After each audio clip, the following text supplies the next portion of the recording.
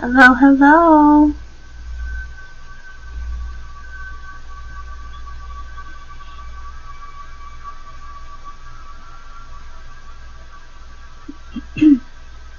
How are you guys doing?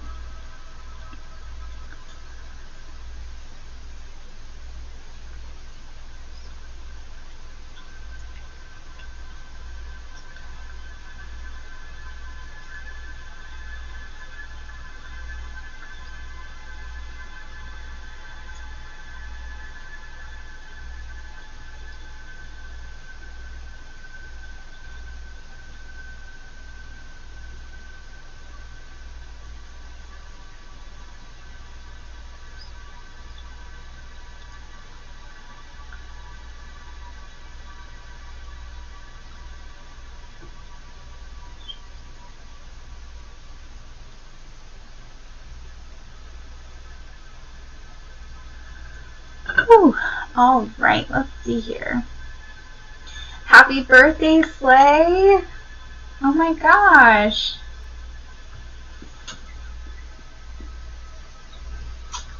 So what does that make you, Capricorn?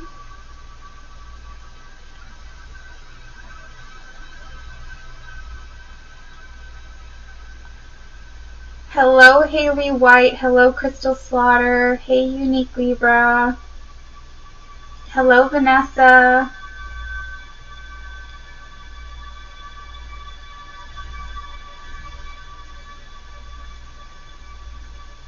I'm doing great. I actually was not going to get on tonight. I was feeling really kind of drained and tired from work today, but I knew I was not going to get on tomorrow, and I was thinking, you know what, let me go ahead and just get some readings done because I felt called to it. So got a new desk in my room, so I actually have a new setup going, and it's really awesome and I love it, and it's really peaceful in here. So I'm really excited to do some readings in my new workspace.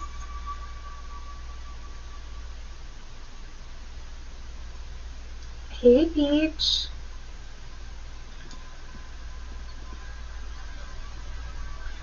So with that being said, I probably will not be on for long tonight. I'm thinking probably only about 2 hours. So donations will skip the line and become priority.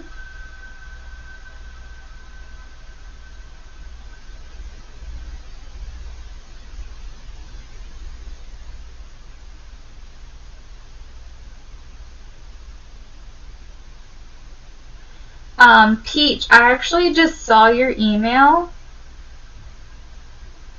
I'm sorry, I just got to it.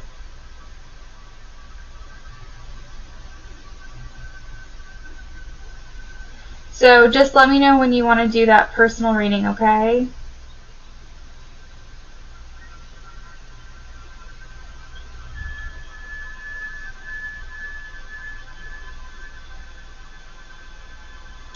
All right. Let's take a look here.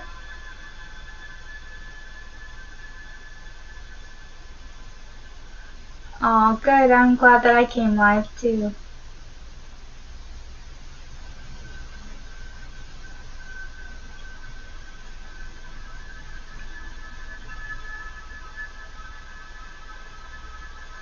So let's start off with Slay. Since it's your birthday, I feel called to do something for you. And you're my moderator, so is there something you wanted me to address for you? Something you want me to ask Spirit, or any questions you want answered?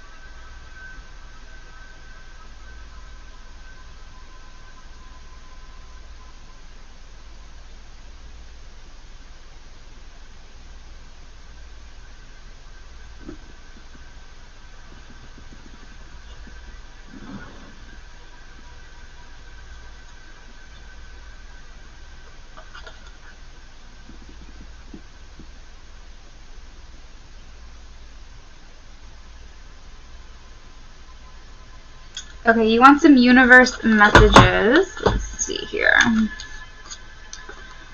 I feel like we need to do some energy reads, so I'm going to do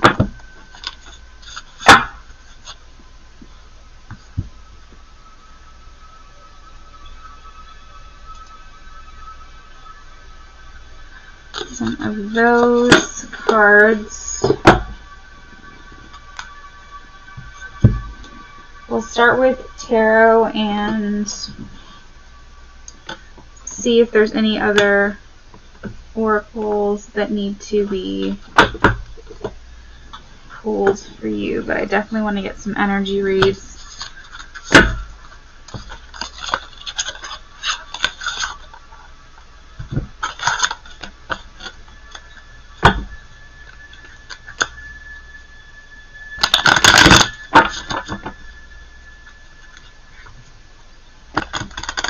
Spirit, what does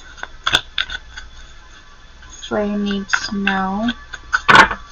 What messages does the universe have for Slay at this time?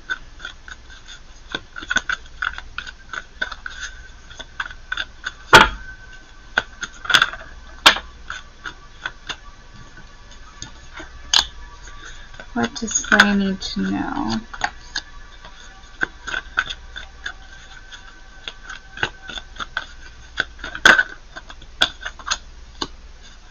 What messages do you have for Slay?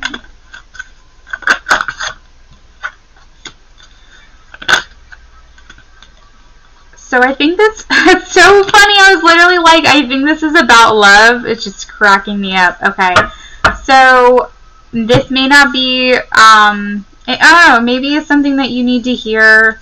Of course, it's always something that you need to hear. Maybe not something you were expecting to hear. Maybe you're looking for more guidance here. But let's see if I can pull that out of the way. We have the Seven of Swords, the Knight of Pentacles, Hermit, Ace of Cups, Knight of Cups, Four of Wands, Ace of Pentacles, and at the bottom of the deck we have the Nine of Wands. So right off the bat I was thinking Seven of Swords, okay, maybe we have someone that's not being, not really expressing their true feelings, maybe kind of hiding how they feel, or maybe this is you not being open with how you feel about a certain situation. If there's someone in your life that you're wanting to come towards you to express their love for you or how they feel, I feel like that's coming. Knight of Pentacles energy, this could be your energy because you are Capricorn, but this could be also the energy that the person is, it's around that person, because the Knight of Pentacles is a slow moving energy, so this could be their sun sign. It could be Capricorn, Taurus, or Virgo, or it could just be basically expressing the fact that this person's coming a little bit slower, that they're usually more guarded and they don't really express how they feel right away. But this is speaking to somebody who has been hiding how they feel and now they're coming towards you. They want to come towards you. I'm really noticing the Knight of Pentacles and the Knight of Cups facing in the direction of the Ace of Cups, facing in the direction of the Four of Wands. So I feel like there is someone who's coming towards you to express how they feel for you with the Ace of Cups. So the universe wants you to know that there is love coming your way, that someone that's been holding out their feelings wants to express those to you, make an offer with the Ace of Pentacles, maybe just give you more of their energy, or make an offer of commitment, ask you out.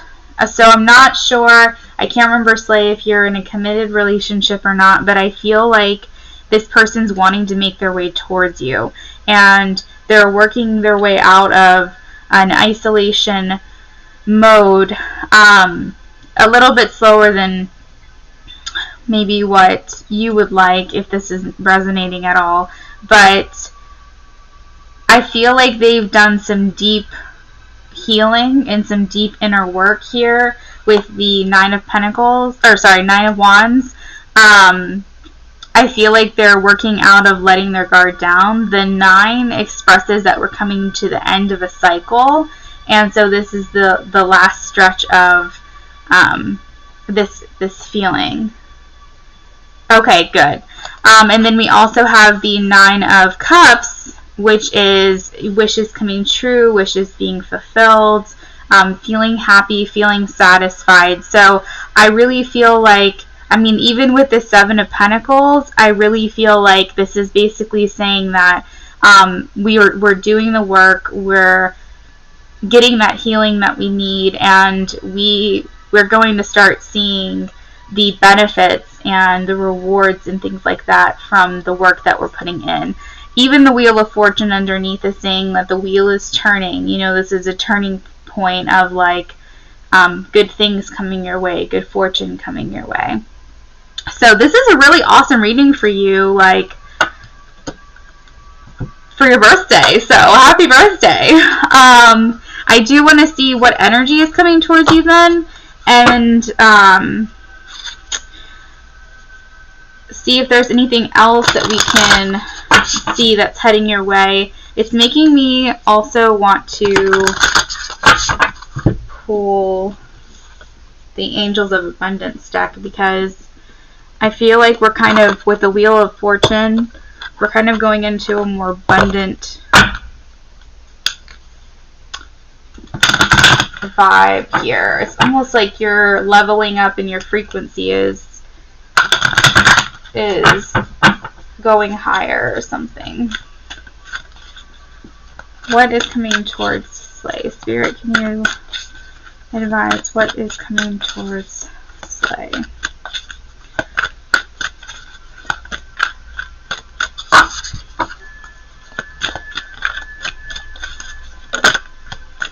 What is coming towards Slay? Clearing debts. We're removing heavy burdens, financial or emotional. So it's stating that, remember when I said that we're healing? Remember I said this is like the end of a cycle? We're removing emotional debts. This can also mean financial debts as well. So if you're feeling like you've been kind of in a rut with finances, things like that, it's a possibility that you're coming, you know, to a clearance with that. We also have face your financial fears.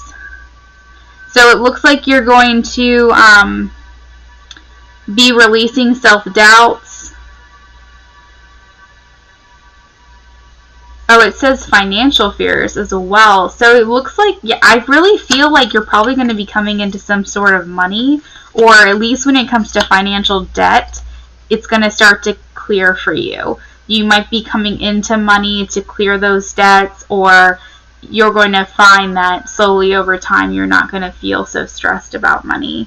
And then it says, God is your source. Everything you need is supplied by the infinite source of the universe, and your faith opens the doorway to receive.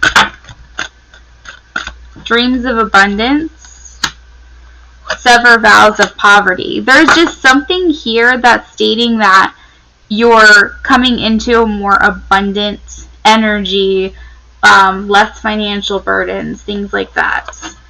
And then let's see, it's like every card in the deck that could basically say you're severing vows of not having enough, or feeling like you don't have enough, or feelings of lack. You're severing those ties with that feeling. Anything else for Slay? What does Slay need to know? What energy is coming towards Slay?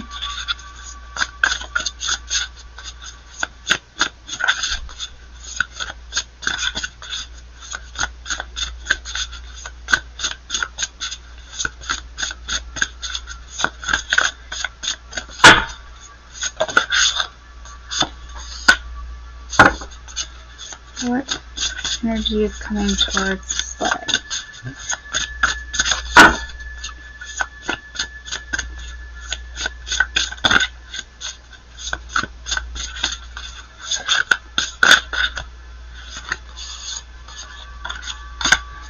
So we have a tall tale, which is reminding me a lot of this Seven of Swords energy.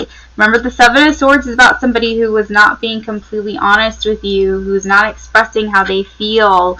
And a tall tale is about somebody doing the exact same thing, not expressing how they truly feel, basically, or kind of hiding those feelings, or basically telling you they feel one way when really they feel another way, denying how they feel about you, concealing the truth, that kind of thing. So this is, or a fear-based communication, so maybe kind of telling you a little bit, but not fully expressing how they feel. So this energy is starting to dissipate, and we're going to start to communicate from a place of authenticity.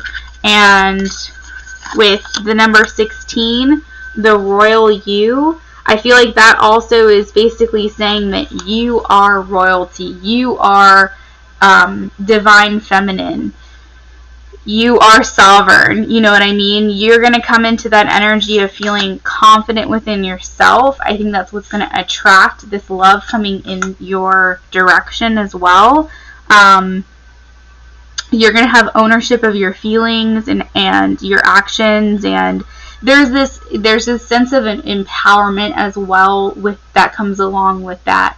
And it doesn't necessarily need to be like this loud, boisterous thing. I think it's just this quiet sense, this docile, this gentle influence of like, yeah, I'm a boss-ass bitch, right? Like, that's kind of what I feel like with the royal you. That's kind of how you feel. And also, it's your birthday, so wear your crown. And then also not allowing outside influences to influence you being out of alignment with your own truth. So basically saying, you know, this is how I feel, and nobody else can alter that or adjust that, and I'll stand my ground in my truth. And then we also have body and soul. By the way, each of these numbers, if they mean anything, we have 35, 16, and 5. I'm not sure if I've said that or not, but number 5 is body and soul, and this is about taking care of yourself. Also, clearing debts was about taking care of yourself as well, self-care, involving removing heavy burdens, financial and emotional. So body and soul is also a repeated theme here, and it's taking care of yourself, seeing yourself as a complete package, and your body not separate from soul. Yes, you are a human having, you know, you're a spirit having a human experience, but you are a soul within a body, and so you do have to remember to take care of your physical being as well, because you are having that human experience. And it's saying that, you know, more energy is coming towards you, that you're going to be more comfortable within your body, your authentic identity, your physical health.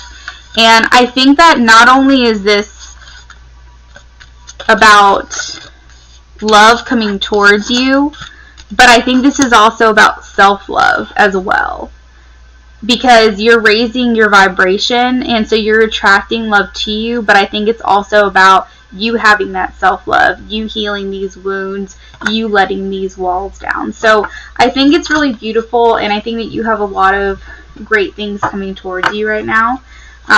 So that is what I have for you, Slay. And I'm going to go ahead and move on to my donation list. But happy birthday, and I hope that you got some things from that, some things resonated, and if nothing else did from that, then I'm sure it will come to pass, because those are all fantastic things.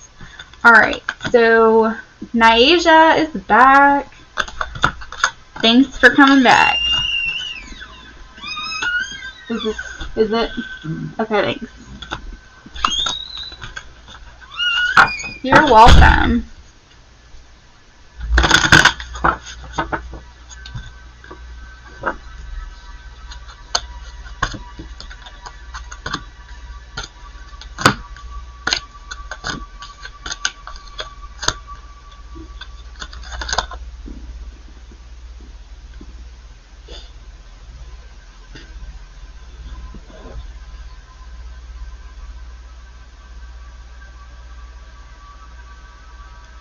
Alright, so should I pursue the move?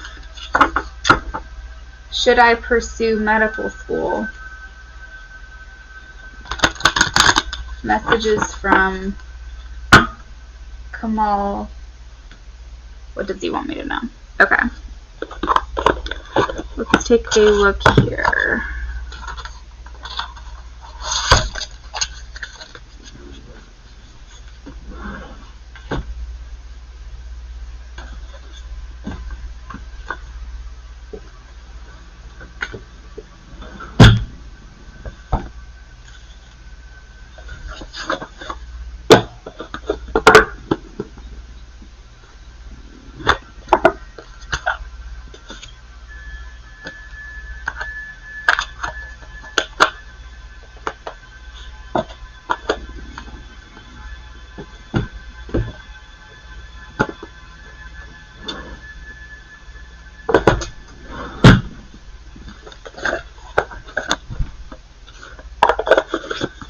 Oh, guys, I forgot to mention I am trying to hit a goal by Saturday.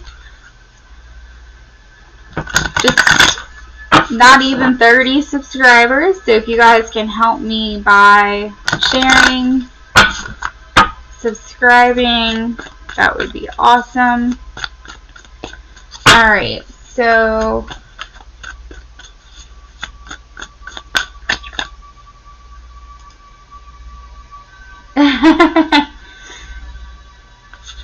Nyasia, you're so funny. Okay, should Nyasia pursue the move upstate? Spirit, should Nyasia pursue the move upstate? Spirit, yes or no? Should Nyasia move? Okay, so we have the Three of Pentacles indicating yes or no, and the Three of Pentacles is a yes. But I want to get a little bit more in depth on what is the energy if Nyasia moves upstate? What is the energy if Nyasia moves upstate? Woo. Wow, we just have a lot of cards coming out here, but I'm going to take them all. Alright, so we have a yes card with the Three of Pentacles. Then we have the Nine of Pentacles, Six of Cups, Five of Wands, the Empress, and Death and Rebirth, the underlying energy at the bottom of the deck. So, something about this move upstate, there's obviously something holding you back, and I don't know if it's family, I don't know if it's because it's moving out of your comfort zone, I don't know what it is, but it's obvious that, like, there's a hesitancy here with the Five of Wands. But what this tells me is that, you know, these people are overcoming these challenges. They're climbing up. They're going further on their path. And I feel like what this message is saying is that even though this may be scary, this may feel like this is taking you on a path that you didn't originally plan, that you will overcome, that this will be something that could be good for you. The Five of Wands just makes me feel, especially when I see it in this deck, is that even if it feels like an inner conflict or something that you want to avoid or something like that, it's a fiery energy. It means that it's fueled by something that you feel could be good for you or something that you're passionate about. So with the Three of Pentacles being a yes, it makes me feel like you're going to buy the move. You're going to meet new people. You're going to network. You're going to find people maybe that have similar interests as you. This move is going to help further your connections with other people. The Three of Pentacles is about working together with a team. You find initial fulfillment with this, and it's about learning. It's about collaborating. So I'm kind of wondering if maybe the medical school has to do with the move upstate. I'm curious, just because the Three of Pentacles, any yes card could have come out. Or maybe maybe there's a conflict possibly between the two. Maybe you're trying to figure out, do I move or do I go to medical school? Or maybe they don't have anything to do with each other possibly. I'm not sure, but it feels almost like they go hand in hand. We do have the Nine of Pentacles, which is basically the card that came out as I was shuffling and I wanted to take it. In regards to this question, the Nine of Pentacles, okay, that's what I thought. The Nine of Pentacles has to do with you feeling very independent, you feeling like you're living the best version of yourself, you feel like you're really following your purpose and your path. And the Nine of Pentacles is about when you've worked really hard towards something, you being able to bask in that and you being able to enjoy all that you've worked for. So that energy coming out before I really even like started dealing the cards, like that just makes me feel like that's just the energy that we're working towards by making this move. The Six of Cups is about thinking about almost like a nostalgic feeling. So that's why I was like, partly makes me wonder if maybe you're worried about moving away from people that you're going to miss. But also another message that came through is like, does this move upstate, is this a place that you've been before or you've lived before that has memories, that you have memories tied to? Because the Six of Cups can indicate reunions as well. So this can be about like going back to some place you've been, or maybe moving in with people that you've known from your past, or moving somewhere with people that you know and having that connection, or something along those lines with the Six of Cups. It's kind of making me feel like a nostalgic feeling or a reunion feeling or something along those lines. It's just something that ties you to your memories, so you'll miss your family. And we have the Wheel here, and the Wheel is about good luck and good fortune, and it almost is like literally one of the meanings of this card is destiny. So it makes me feel like by you following this path, it's almost like it's going to happen at some point. It's kind of like what this card is telling me, that it's something that needs to happen on your journey. Of course, you have free will and you can decide what you're going to do, but it's like you do it now or you do it later. It's probably going to happen at some point because there's going to be this pull for you, I feel, that you're going to want to do this at some point. So it's kind of like divine guidance that this is something that you're meant to do. This is about life cycles, and also this is about completing those life cycles so that way you can become more enlightened. So we also have the Empress. So another thing about the Nine of Pentacles is you living your best self and you living your most authentic life, but we also have the Empress. So this is you being your most divine self. I view this card as significant growth and abundance and creative energy, and you learning, and it's almost like you're like this weird example just came into my mind. I'm just gonna say it anyway. It's almost like you're birthing yourself again, like you're rebirthing yourself, like you're pregnant with yourself and you're going to be reborn or something like that. Because this card signifies growth, and it's almost like you're gonna shed your skin and just be reborn with the Empress. So that's kind of how I feel, is like you're just going to level up, you're going to upgrade, you're going to just become more of this like goddess energy. And the underlying energy of the deck we have is the Death and Rebirth, which is the Death card, and this is about transitions. This is about, and I just love this card so much because I love spruce trees, so I just want to throw that out there. To me, like spruce trees are like the mountains and things like that, to me, resonate. Like, it's what my soul calls to, and it makes me feel like where I'm at peace.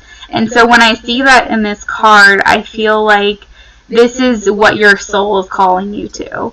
And this is a necessary transition in your life. And this is about, like I said, completing that life cycle and a new beginning for you. And, you know, even underneath this card, we have the Ace of Cups. And I feel like with the Ace of Cups, this is you following the path of doing something that you love.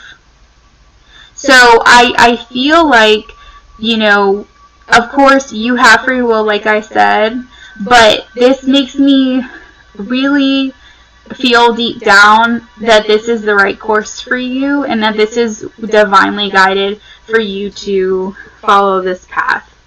And then I just saw, like, underneath this card, Judgment, and this is about healing. And you said you were going to go to med school, and, like, literally the traditional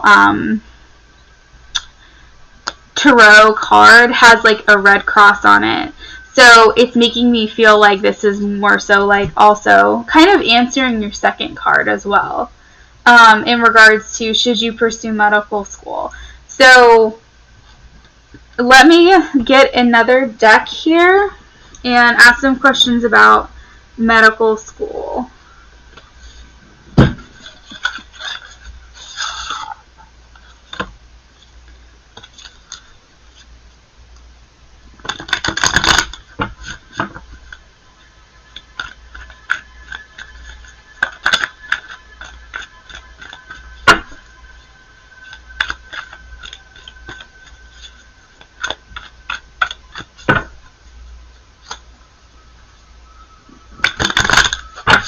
Spirit,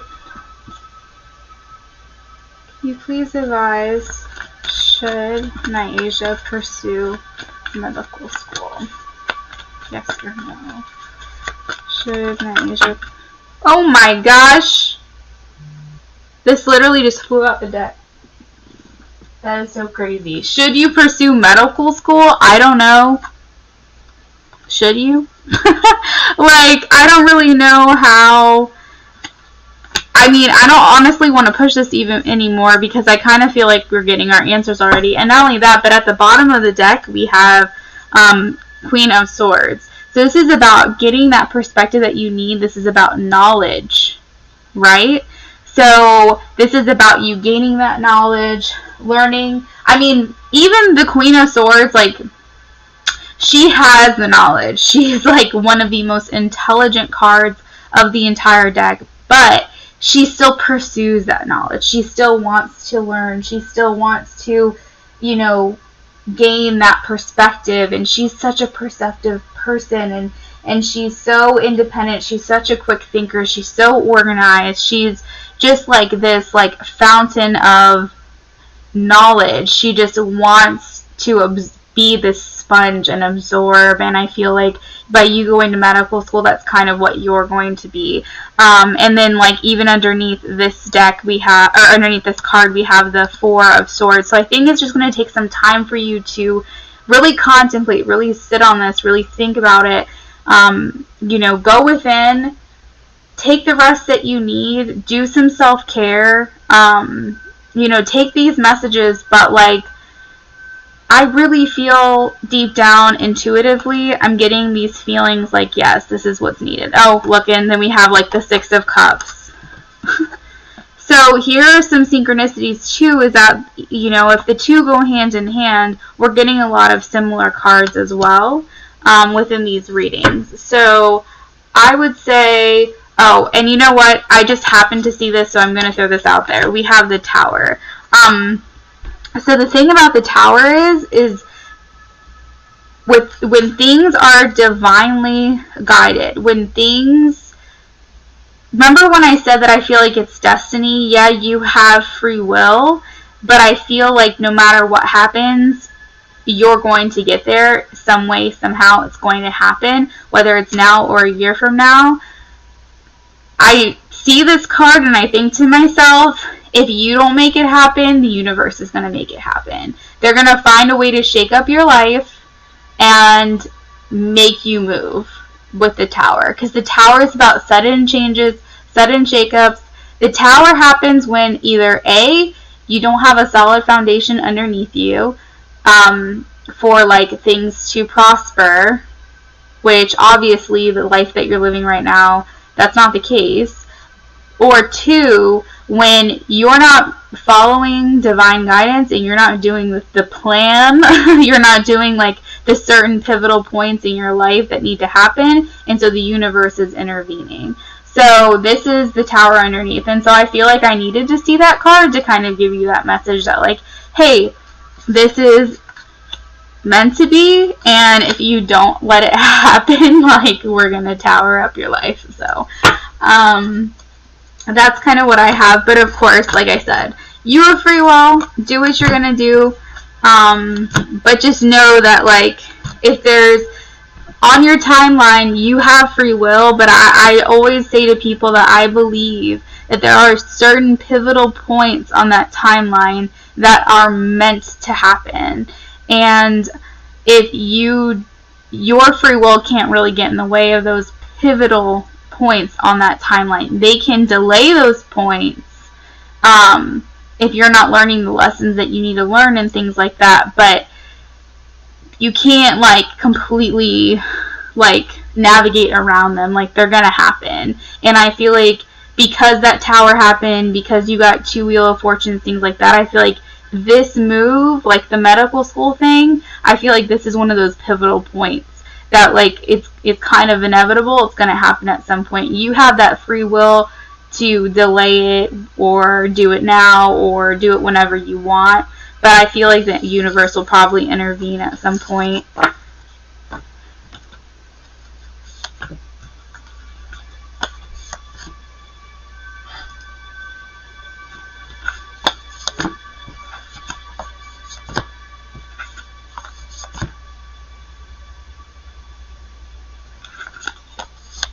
Did I not say 4 of Swords? Did I say something wrong? I've definitely meant 4 of Swords. That's funny.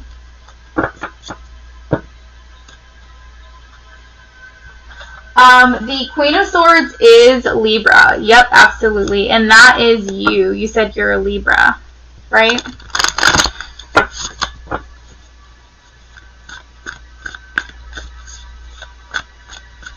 Yeah, there was a Queen of Swords and there was a 4 of Swords in that reading.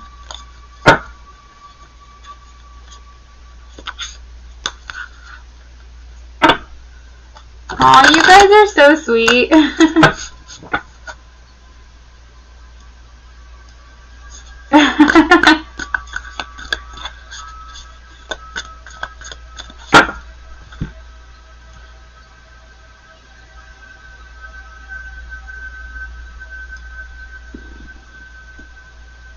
Alright, and then Gloria has one more question, so I'm going to take that.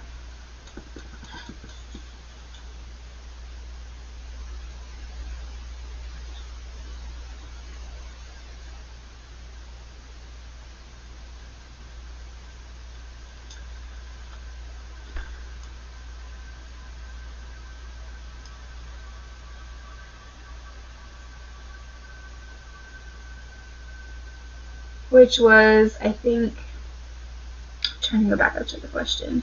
Oh, messages, that's right. Messages.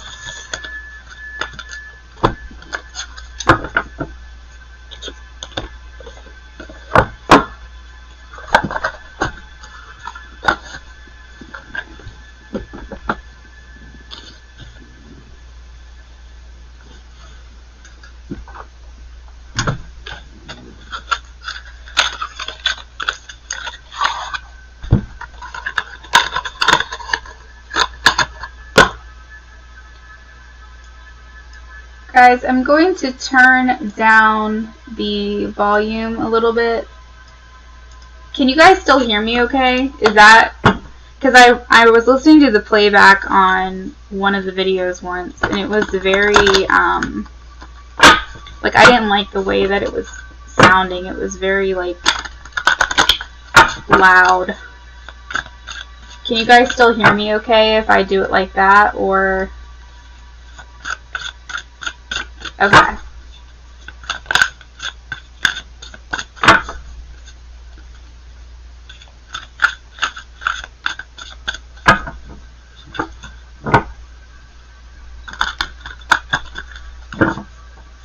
Okay, perfect.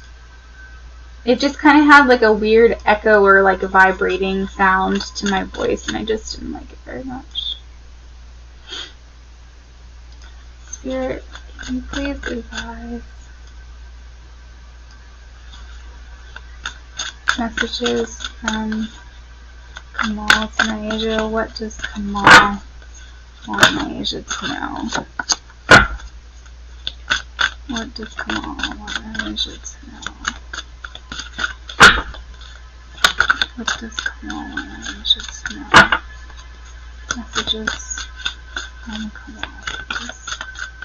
Well, we got confirmation that this is about the Virgo, because that card is the Virgo card.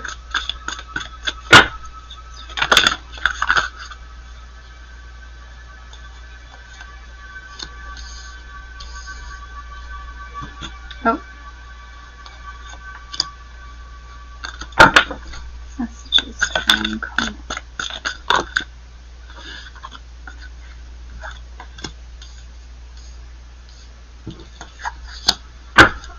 Messages from Kamal to Naija, please. Messages from Kamal to Naija.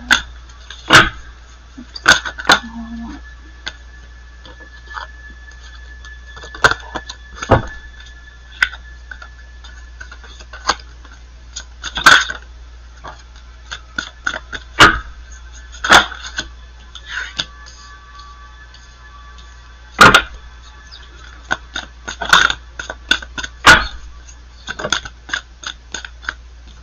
Man, you keep getting the Wheel of Fortune, Naija, which is so crazy. Alright, and then at the energy at the bottom of the deck, we have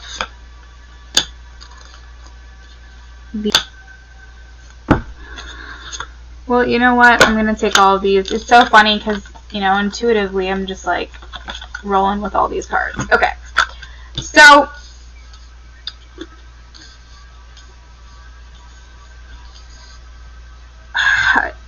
I'm gonna go with just what I'm seeing, and because honestly, like a lot of the times I don't even remember what I even said the last time. But I feel like Kamal wants to make his way towards you, wants to do something in the way of a new beginning.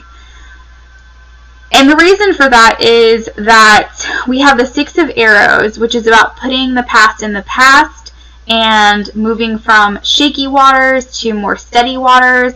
The Six of Arrows is the Six of Swords, which is about kind of like a rite of passage, kind of like where the bad times are behind you and you're kind of moving forward and you want to do better. That even if things weren't great before, you want to move forward from the lessons that you've learned and just move into better times, basically.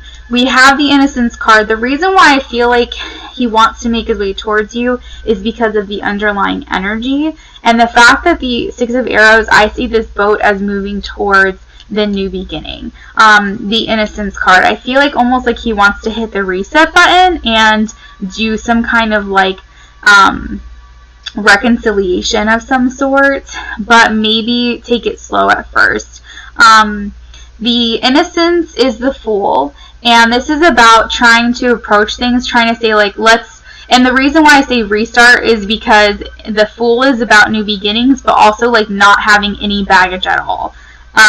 So while you guys may have a history together, or you guys may know of each other's histories or things like that, basically trying to say, let's just restart, let's have a new beginning.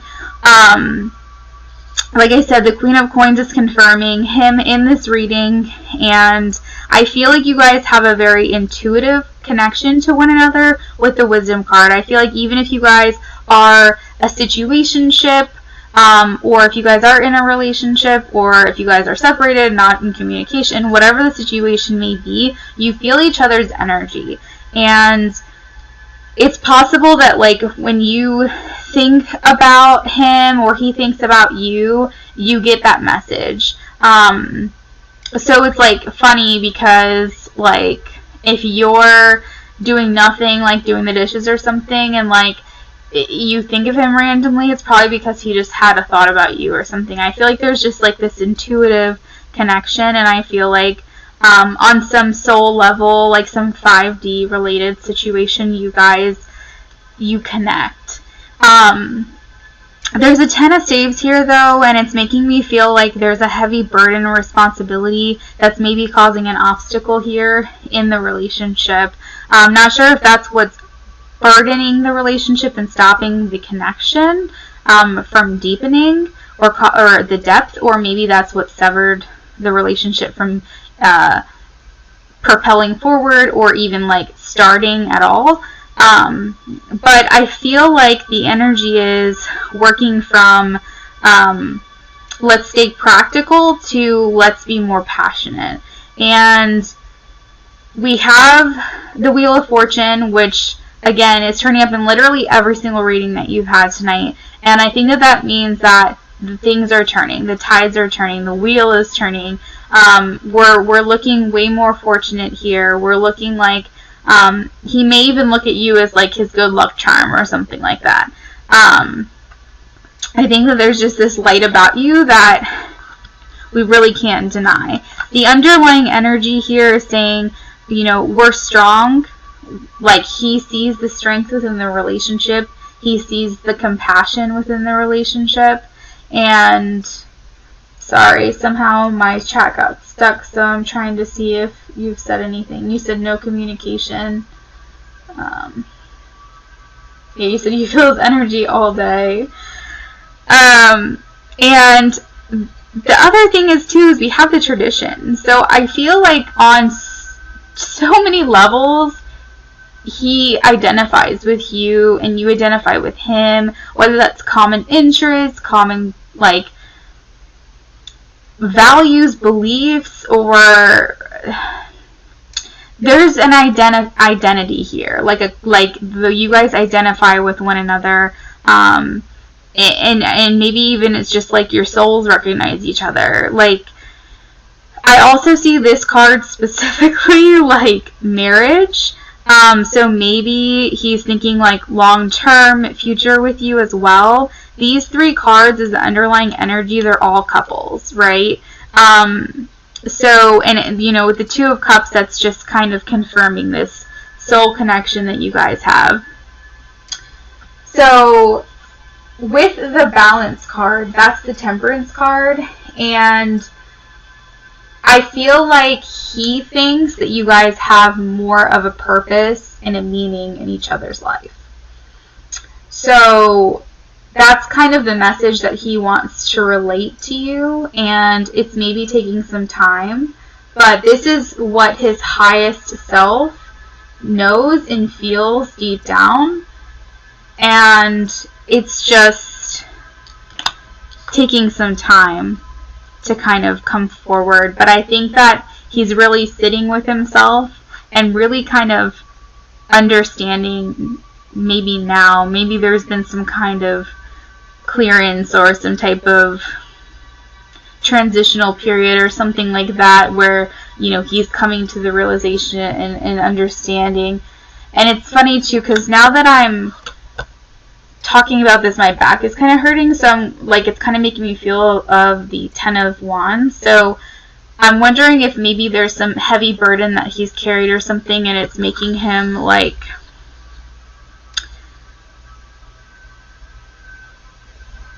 come to this realization or something. Maybe these burdens, this responsibility, can kind of, like, make him feel isolated or lonely, or, like, wish that he had someone to help him carry the load, or, like, go through life with, or something like that.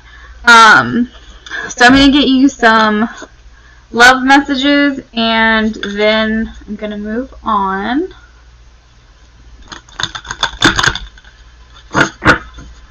Asia and Kamal here, can you please advise? What does Asia need to know? Asia and Kamal.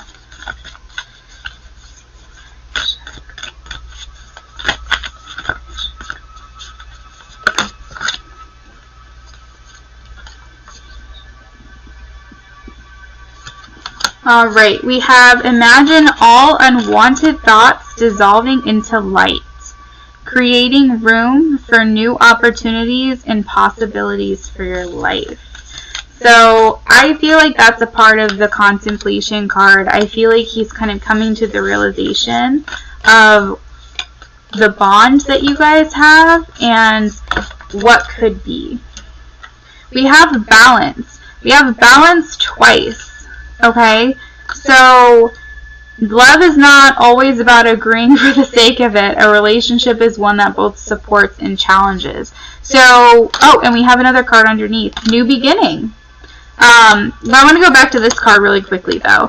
Balance. Love is not always about agreeing for the sake of it. A relationship is both one that supports and challenges. So I'm not sure if that resonates to you on a personal level from maybe the history that you guys have together. But what that tells me is, remember when I was saying like carrying the load and like creating that balance and that shift and maybe like having someone to rely on and go through life with, that's kind of reminding me of that balance.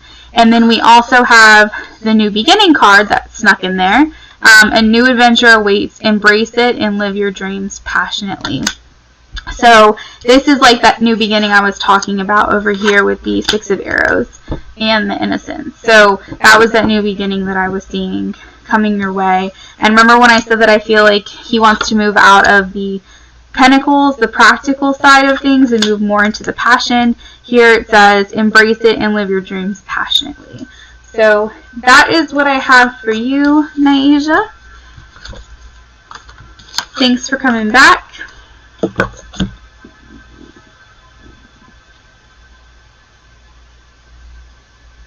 A situationship, he never thought he was good for me. I guess my ambitions intimidated him. Yeah, I completely get that. It sucks when someone sees you as better than or greater than, and your energy doesn't match theirs, and they feel intimidated by you, and they use that as an excuse to dismantle the connection. And you're like, no, you're good enough, and they're like, no, I'm not. But it's fine. Trust that, because maybe they need to do work on themselves, and maybe they do need to do better.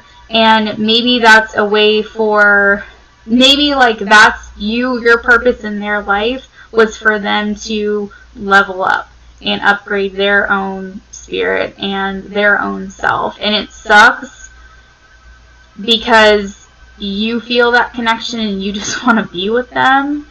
But think of how magical it would be that your connection affected them so significantly that they wanted to step into their power, and that they came back around, and that you were available. And think of that story and how magical and beautiful that is. If you guys didn't miss out on that opportunity, you guys are able to have that new beginning, and your influence was so powerful that it affected them in that way. So I get it, and it's happened to me, and the ending never worked out in that way for me personally, but there were better things out there for me. But I just look at it as, you know what, if you weren't a lesson in my life, I was a lesson in your life, and so be it. So that's my little drop of knowledge there.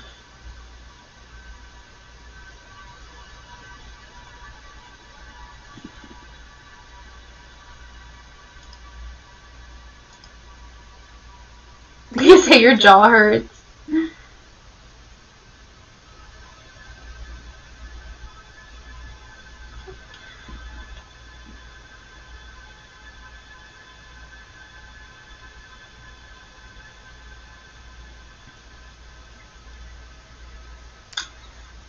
Alright, so Gloria, what is your question?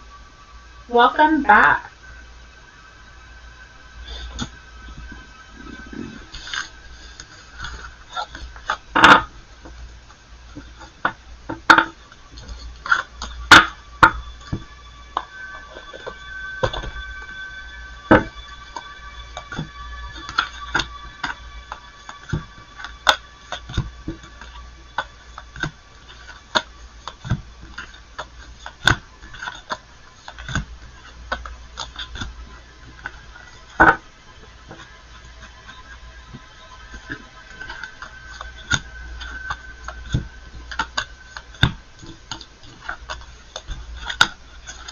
Alright, let's see.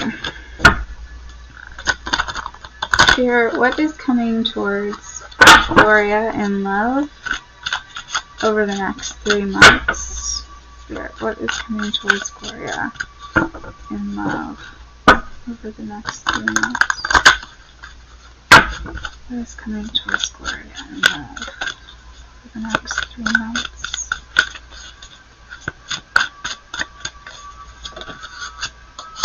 Wow, this card is... No wonder Spirit wanted me to come on tonight, because honestly, I was like thinking, I'm just going to go to bed. I'm going to watch a little bit of The Office and go to bed. And apparently, this is why I was called to come on tonight, because we have some great messages for you guys tonight. This is pretty awesome stuff here. What does Gloria need to know about love coming in? What is coming towards Gloria in love over the next 3 months? Towards Gloria in love over the next 3 months.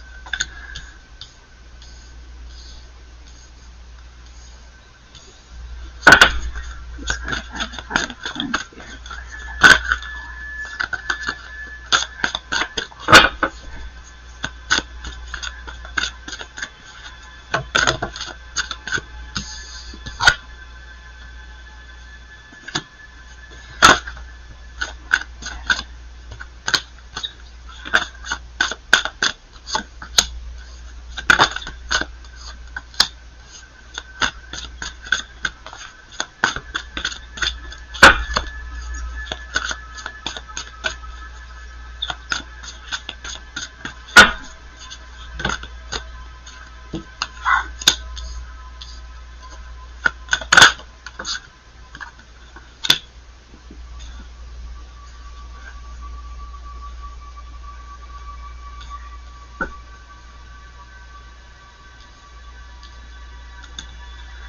Wow.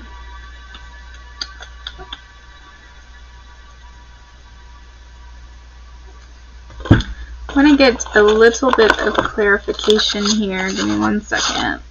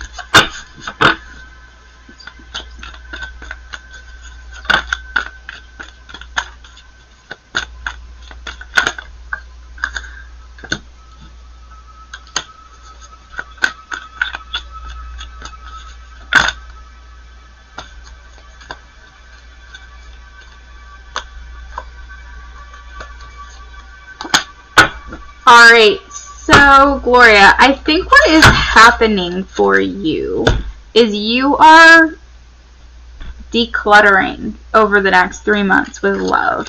You are severing ties and clearing house.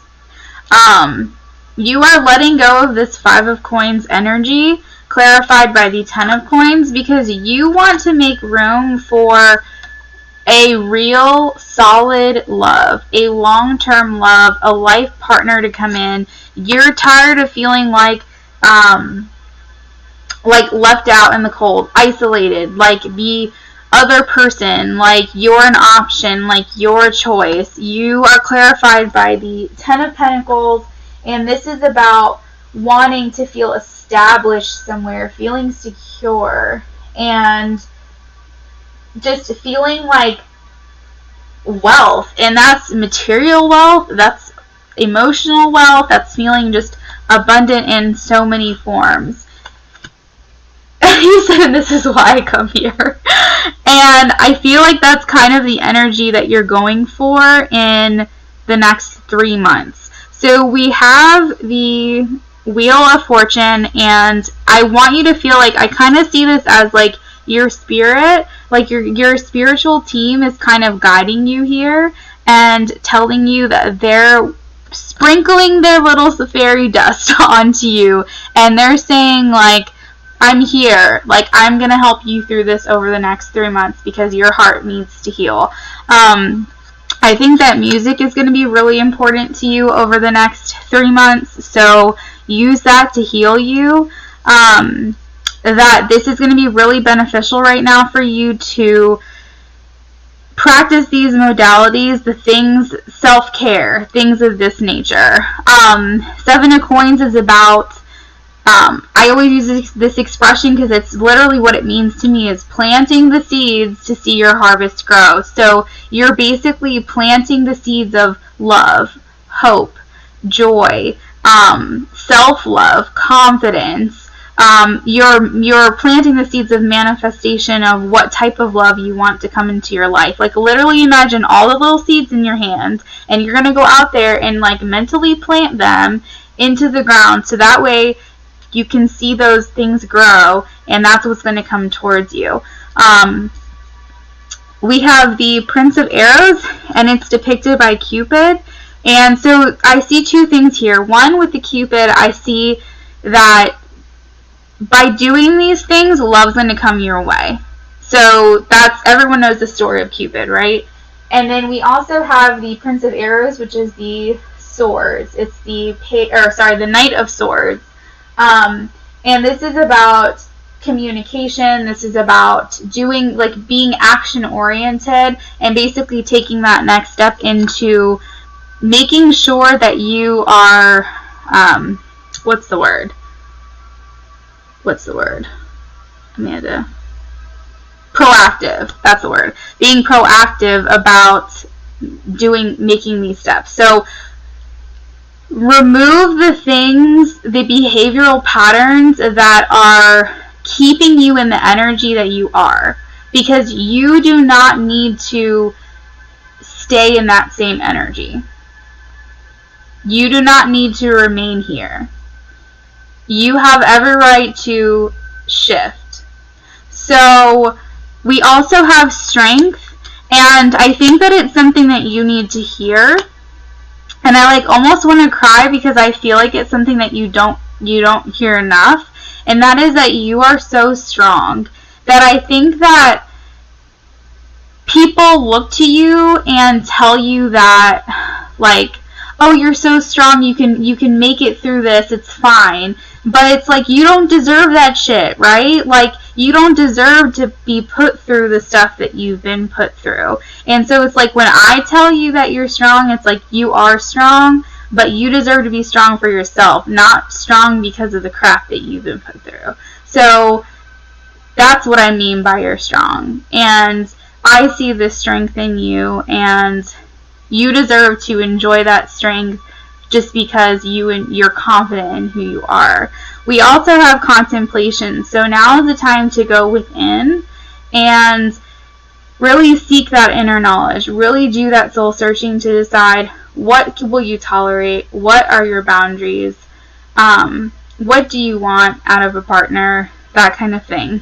There may be some sacrifices that you'll have to make along the way, because there are some things that we're going to have to let go of. Like I said, behavioral patterns, toxic traits, toxic people. If there's someone who's holding you back that you may feel like is going to prohibit you from moving forward, stifling you from progressing into the direction that you want to go. It may take you to, you know, to look in it, have like a different perspective.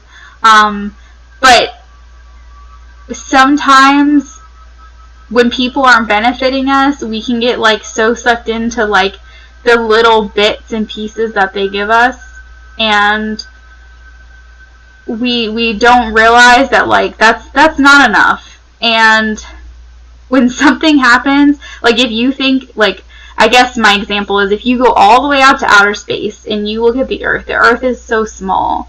And then think of how small the people are on the Earth. So if the Earth looks tiny, think of how small the people look. So it's just like, what is that one person? And why do they have such a big effect on your life?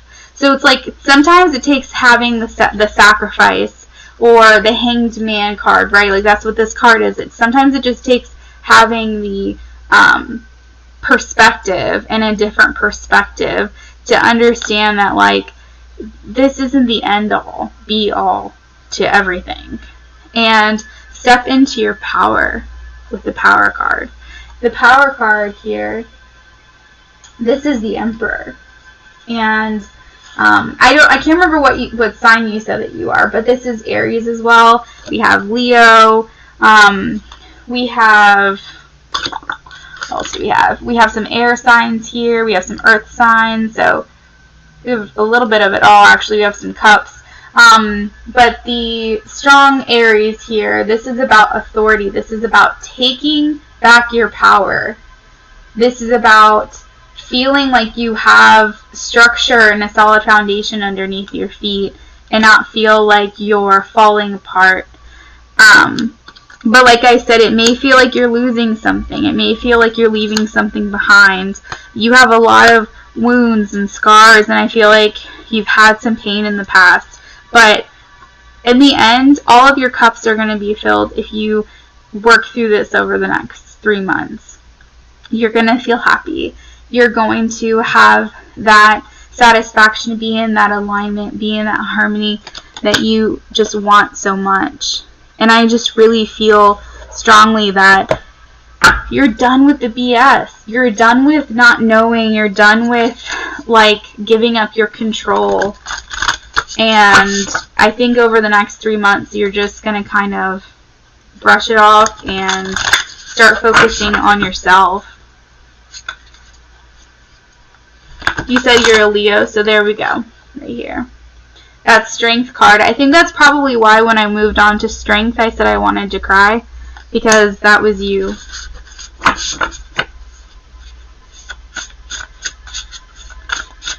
What does Gloria need to know about the energy coming in the next 3 months? Yeah. Whoa. Alright. We have... So all 4 of these cards just literally fell out of this deck, so we're going to go... I'm just going to give you all of them. Wow. Okay. First of all... we have Waking the Lion, and you literally just said you're a Leo, and I said you're finding your strength again for you. Not for the crap that you've been through, but you're finding the strength for yourself. And you're getting your power, right? You're taking it back, you're taking back control, and you're stepping into your power again. And then we also have the beautiful uncaging. And then we also have the power of purpose. And we also have Call of the Muse. And remember when I said there was something about music here that was resonating with me? Maybe that was because Muse makes me think of music or like poetry or something. So I want to see here in the guidebook what the key concepts are. So we have 19, boldness, the courage to move forward without knowing the way. Facing that which is difficult or painful, the audacity to step into the unknown. And as I'm reading this, my left hand is shaking, so I kind of feel like that's a little bit nerve-wracking possibly, but I feel like it's needed. And then we also have 14. beautiful and caging, a need for self-inventory, being rigorously honest with yourself, holding yourself accountable, making amends. And that's amends with yourself, that's amends with other people, whether or not they gave you closure or asked for forgiveness. And we also have 18, the power of purpose. Individualization. Seeing your unique place in the world, a clear sense of authentic purpose, healthy self-esteem. So remember when I said you're removing those scars, you're removing those wounds, we're stepping into a more healthier version of yourself. And letting go of conditioning, celebrating your uniqueness, and you just being you. And then we also have number 31, Call of the Muse. And I'm really interested to see this one because I have never seen this one come out of the deck before. Okay, we have creative expression, being in the flow of creativity, tuning in to inspiration, allowing creativity without being self-conscious, writing, journaling as a means for connection.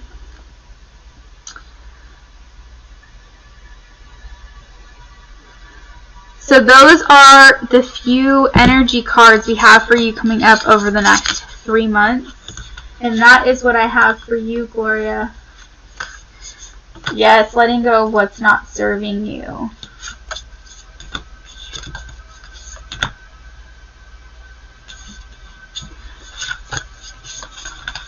I cannot believe, like, this card came out pretty much over top of this card. Like, this is the Leo, right? This is the you.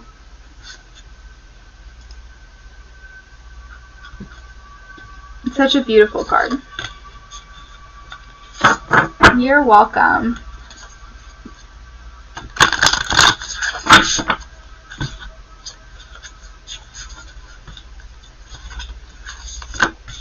Thank you for the donation.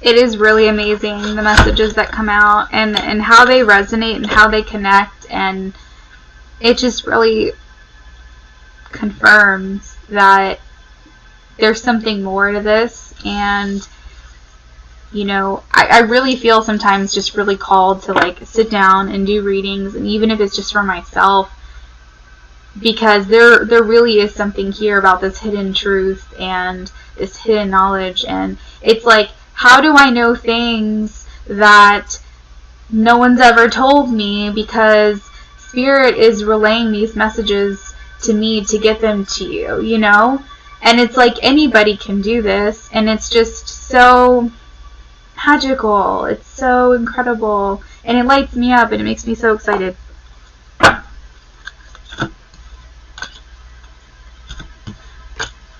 Alright, so Thea wants to know, or no, Thea says, I am already in a relationship, but I do not know why I still think strongly of my ex. I cannot cut this link. What are the reasons I still push me to think them? Okay. Let's take a look.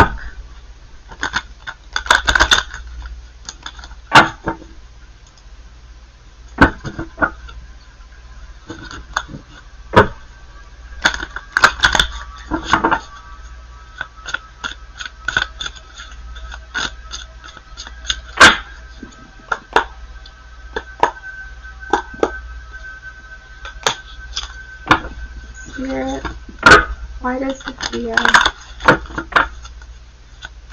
have a pull towards her ex? Why does she still think about him strongly?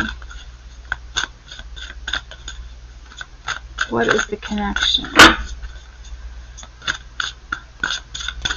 Why does she still think of her ex? Spirit, why does Thea still think of her ex? Spirit, why does Thea still think of her ex, even though she's in a relationship? What is this connection?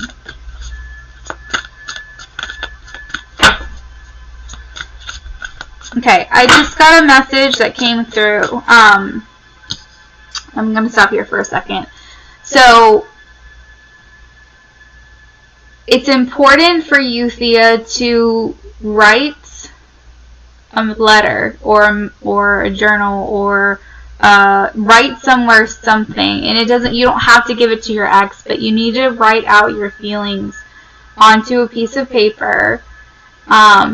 And basically telling your ex that he needs to let you go. You need to tell him that he needs to sever his ties with you. Because I think what's happening is that he still thinks about you, and he still has a hold of you, and that he hasn't consciously let you go. And I think that there's still a tie there. And I think that's why.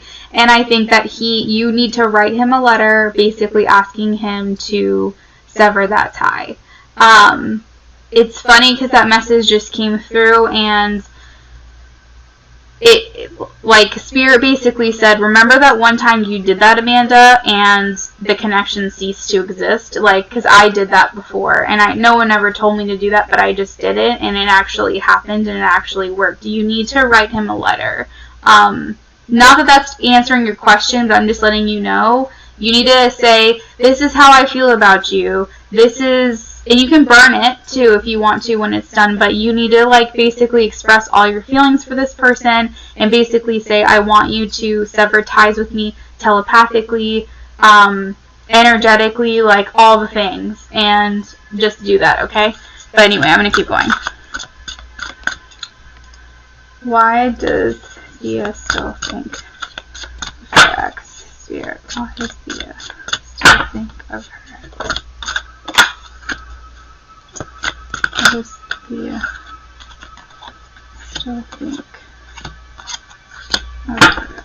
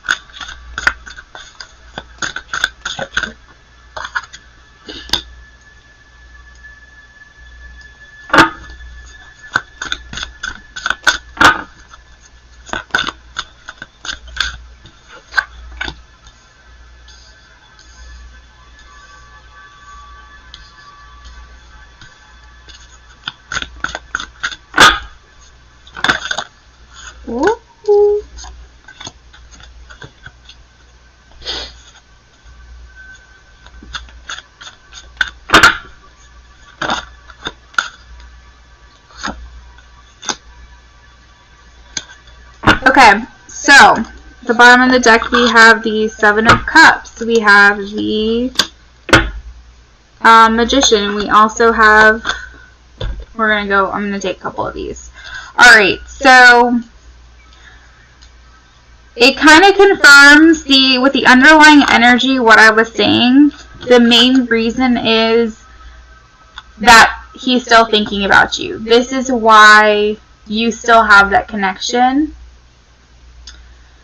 With the Seven of Cups, this is where someone's daydreaming, someone's thinking about this person a lot. They're putting a lot of energy and thought into this person. Not to mention, we also have the Magician. The Magician is where you're trying to manifest things to happen, where you're putting not only thought energy, but emotional energy into something. And then we're putting a lot of work into this manifestation, as well as the Nine of Arrows that's causing you to be up at night. That's like a quote-unquote, but you to be constantly thinking about this person and you to be putting a lot of energy into the situation because they're putting a lot of thought and focus and manifestation into the situation. Okay, Naisha, we'll talk to you later. So I think that it's going hand in hand, and then I think that by you thinking about this person, then they're thinking about you, and it's this like back and forth situation. I think that it's like really important that people understand that the more conscious effort that you put into your thoughts, that like you're thinking about them makes them think about you, and it just becomes this fireball of energy, and it starts to like streamline this telepathic communication between one another. And the more tapped into their intuition they are, the more like insane it is, that connection. And so I think that the reason why is because either you're more tapped in, he's more tapped in, or you both really are tapped in, and you guys are just like constantly thinking about one another. But I think that the reason why you are is because he's putting a lot of energy into this thought. But I think that a part of the reason why you do too still think about him is because you may have not fully healed from the relationship. We have the 10 of Arrows, and the 10 of Arrows is about feeling weighed down, feeling like a loss from, or feeling like hurt or a loss from an ending. So there could be a way that this relationship ended that maybe you don't feel closure about, you don't feel good about, you don't feel like fulfilled by this ending in some way. Like you just don't feel good about the way that it happened. Even if you left it, if he left it, whatever ended up happening, something about the situation didn't sit right with you, the way that it ended. And I feel like that affects you. So the 10 of Swords speaks to like being betrayed. It can be, defeat. It can be feeling like they backstabbed you, like literally, or you could feel like you could have felt heavy and burdened by the relationship. You could have done something wrong, or you could just feel like upset about the fact that it ended and that you didn't get your closure. But whatever it is, there's some healing that needs to be done from this past relationship that wasn't done, and your spirit knows it, and unfortunately that's why you still feel this connection. The 6 of Arrows speaks to needing to move on, needing to move forward, needing to... It's a regretful but necessary rite of passage. And by regretful, I mean like it's hard for you. Like it's something that's going to be difficult for you to move on from, but it's something that you need to do. And it's going to help you move into the next chapter into your life and transition into a new beginning. The 6 of Arrows is where you put things in the past and you put things behind you that aren't serving you anymore. And it seems like this relationship probably isn't serving you anymore. The Illusion card, it came out in reverse. So to me, that speaks to releasing, just releasing in general. But Illusion is about fear. It's about anxiety. It's about secrets. It's about illusions. Insecurities, things like that, being unhappy, being confused, and needing to release these things. We also have the Queen of Staves and the Queen of Coins. So that could be fire and earth energy. So we have Leo, Sagittarius, and what was the other one, guys? Aries. Or we have the Taurus, Virgo, Capricorn. For the Queen specifically, it's a Virgo and Leo. But this could attest to the relationship having a lot of passion. Maybe you feel like the current relationship that you're in doesn't have that. Maybe the past relationship had, you felt, or maybe you're comparing the two. Maybe one felt more passionate and this one feels more secure. And more practical, but the other one had more like fiery, lustful, like creative energy. So maybe you're comparing the two, or maybe they're flip-flopped. Maybe the one that you're in now is more about passion and creative energy and all that stuff, and the other one was more practical, and that felt more like long-term or something like that. Or maybe the past relationship felt like both of these things, and the current one you're like feel like something's lacking. Maybe something along those lines. And that's kind of what I'm getting from it, because the Queen of Coins is about being practical, being feeling nurturing, feeling secure and down to earth. It could be the way that a message just came through about the way the last relationship made you feel as a person. Maybe it made you feel a certain type of way, and this relationship doesn't. You know, so there could be a lot of different things in regards to the Queens here, but what I feel mostly is that, and we'd have to look into the relationship that you're currently in, but it seems to me that what Spirit is saying is that this relationship with your ex is something that needs to be released. With the Prince of Arrows, it's an action card, and this is action oriented, and it's basically about charging ahead, and not only charging ahead, but quickly and fast and hasty, with haste.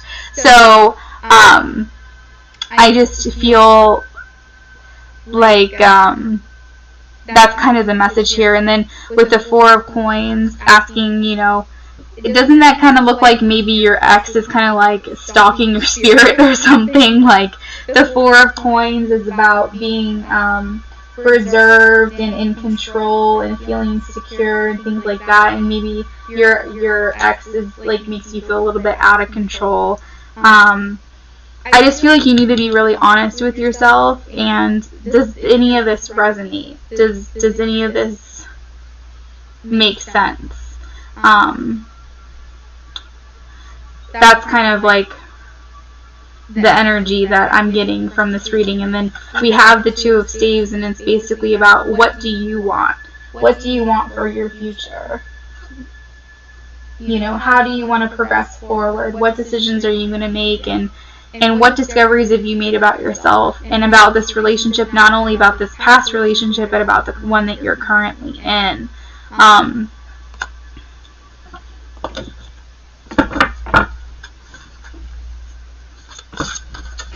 You know, are you fulfilled? Are you happy? Because if you are, then we really need to sever ties for real with this past relationship.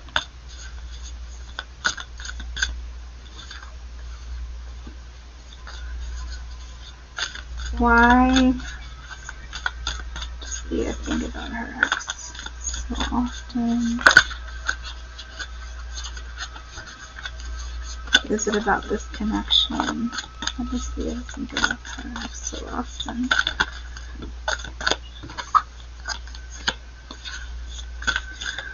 Why does Leah think about this connection so often?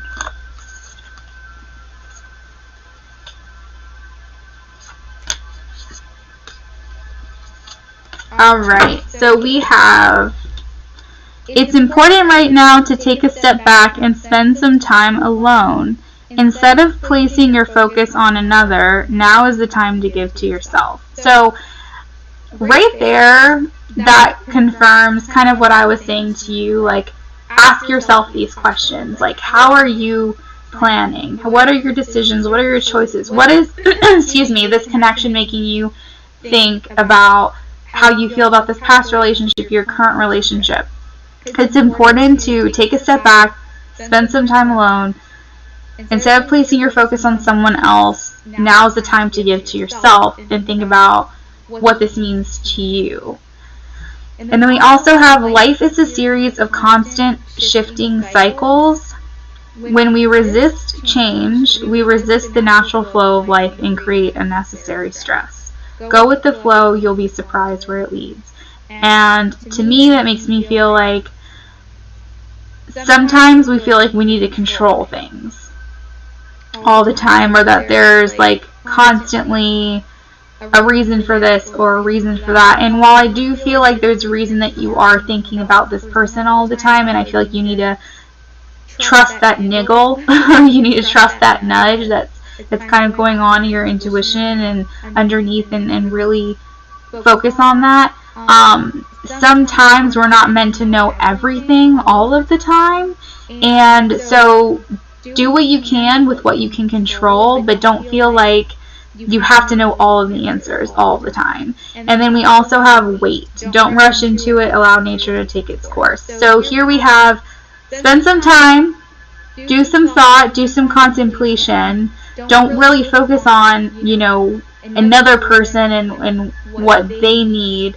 Focus on what you need, but kind of like understand that life is a constantly shifting cycles. Things ebb and flow all of the time. Sometimes your emotions ebb and flow, and your feelings will change about a situation next week. Energy shift all the time. That's what I tell people about tarot, is that like just because someone feels one way now doesn't mean they're going to feel that way in 2 weeks from now. So know that there's a flow about things, a fluidity about energies, and then also we have wait. Just allow things to kind of take its course. So that is what I have for you, Thea. I hope that it helped. I know that sometimes when I do readings, you just kind of digest what I say and then you come back with a response. So I'm going to leave it there, and we'll move on to the next.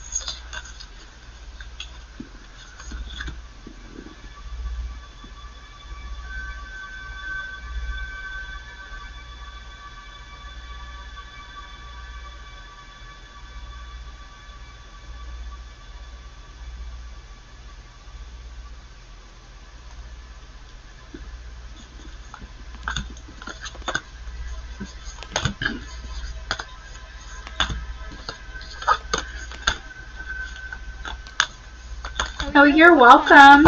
I hope that I said all of that slow enough and stuff for you to understand, because I know that you speak French.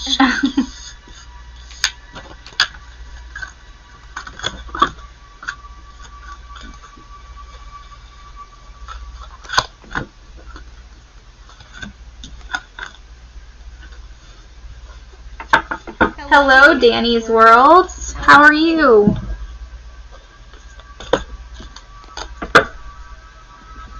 Alright, so Stan wants to know, welcome back, Stan.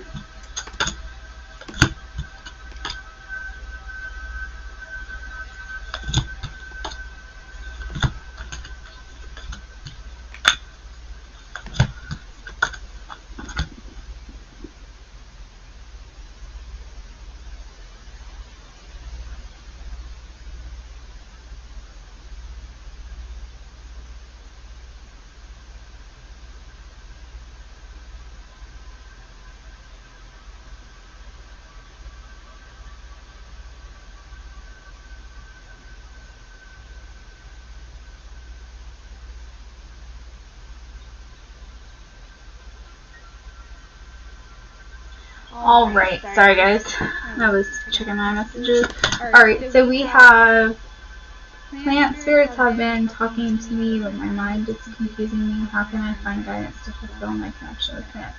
Okay, so Stan, are you looking to do like botany, or thanks for subscribing, Danny, or are you like a green witch and you are looking to do more like herbs and like nature magic and things like with the energies and things like that, or just kind of both? Or are you just looking for guidance just in general?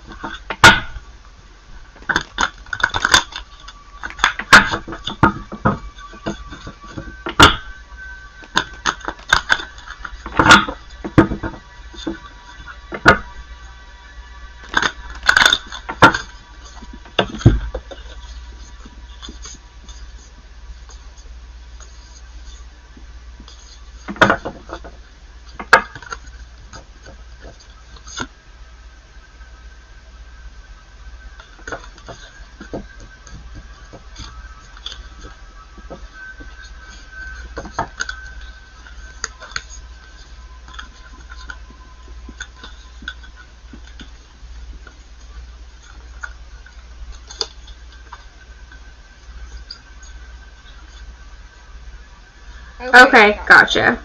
That's right, you do shamanic work.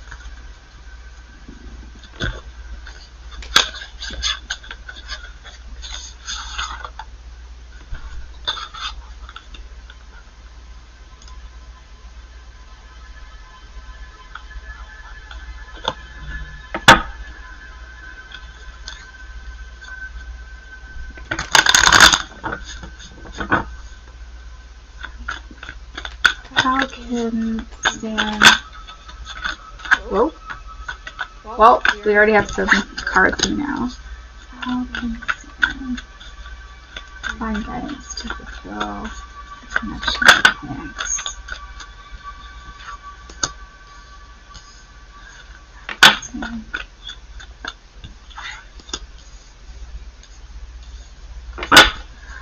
Okay, well, I'm getting so many things about travel already.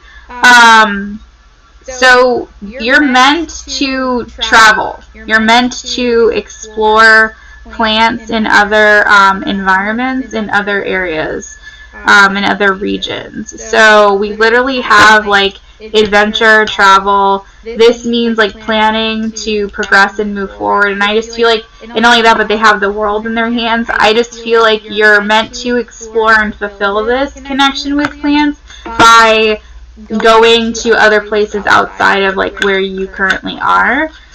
So that's one way.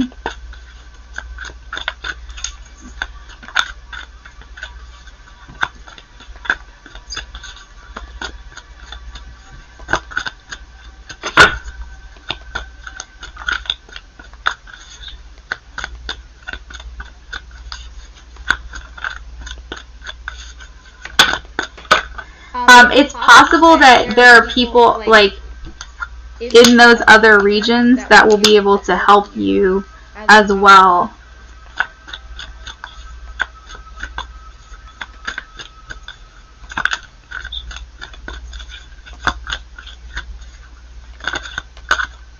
Here we go. Obviously, I feel like this is just an obvious one, but spending more time with them in general. We have the Seven of Pentacles, and this is investing your time into those plants. This is spending just so much time outside, spending time with them, investing in them. With the Seven of Pentacles. And there's just like a lot of profit and reward that you'll gain from spending that time outside. I think that there is healing that's going to come from healing the plants. So I almost feel like bringing the plants back to life, there's something to do with that. So you know how there's some people who... it's reminding me of like a situation like at my sister's house. She had these plants that were dying, and I like literally begged her to like bring them home because I wanted to bring them back to life. Like I almost feel like you will benefit from seeing things come back and flourish and come back to life. So by finding plants that need your nourishment and that you can nurture and that you can cater to. Stan, what part did you feel? I'm sorry. You said I felt that?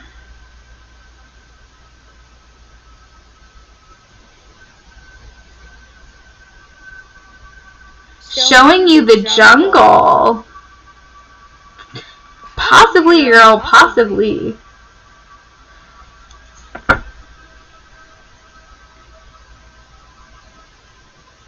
And even here with the Two of Pentacles, I see like the sea, the ocean in the background. I almost feel like you're going to go overseas somewhere.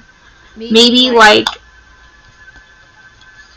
here this person's like going through the desert. Like I feel like you're going far away. Like you're going to be going like over the water. You're definitely going to travel to pursue this. For sure. And I feel like it's going to bring you a lot of recognition as well. I feel like there comes this mutual appreciation too you said that with the plants that they're speaking to you, and I feel like there's this understanding and this appreciation for one another.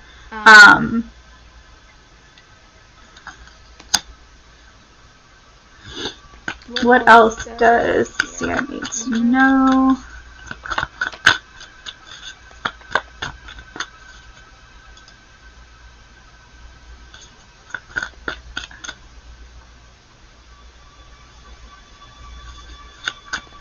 How can Sam find guidance to fulfill?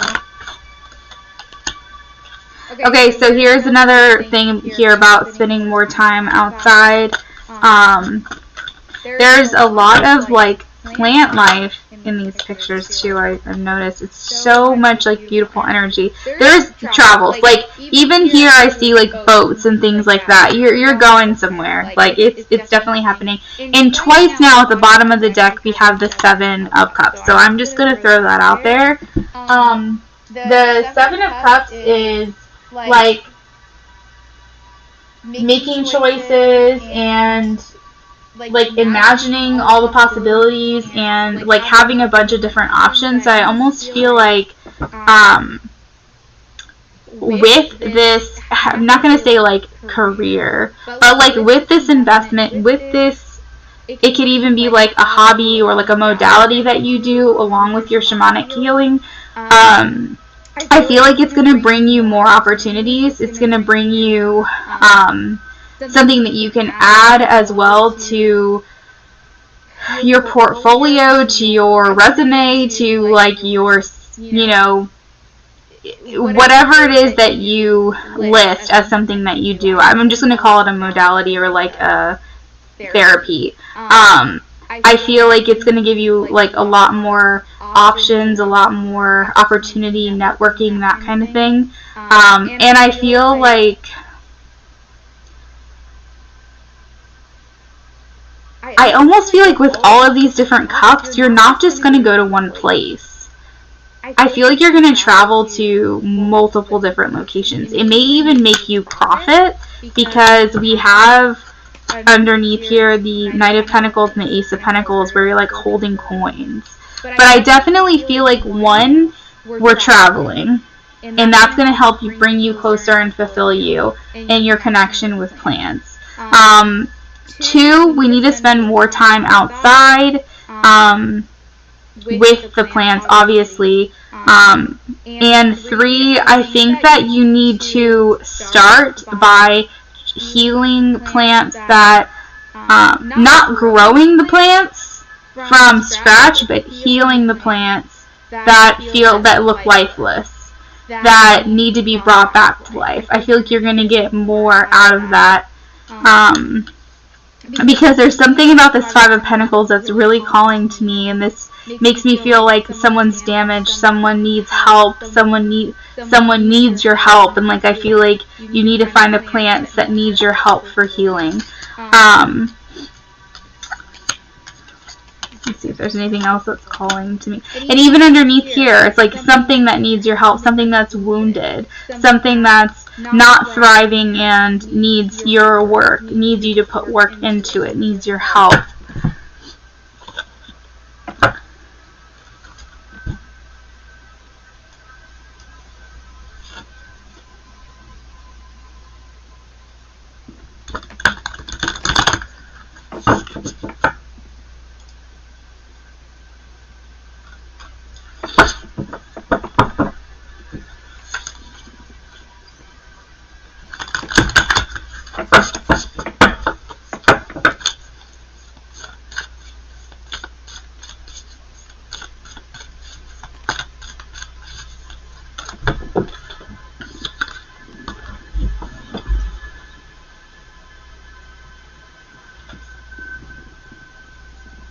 Well, this card just fell on the floor.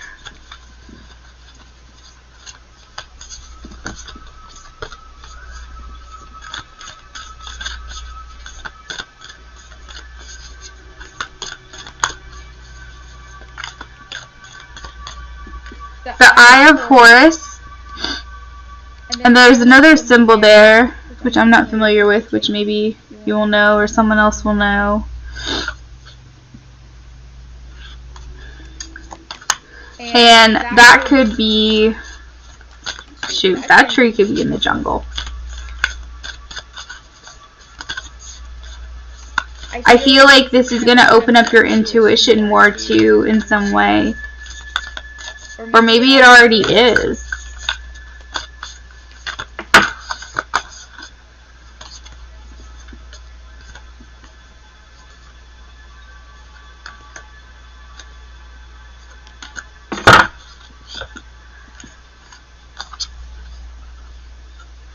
So then we have this lady in nature. Almost looks like she has vines and hearts all around her, and she's like becoming one underneath the moonlight. And I just feel like almost like you're becoming one with nature, you're becoming one with the earth with this practice. And then we also have just all these hearts, all these flowers, all this growth, thriving.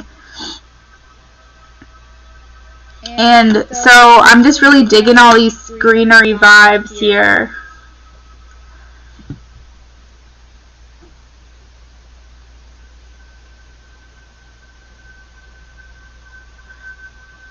So I feel intuitively that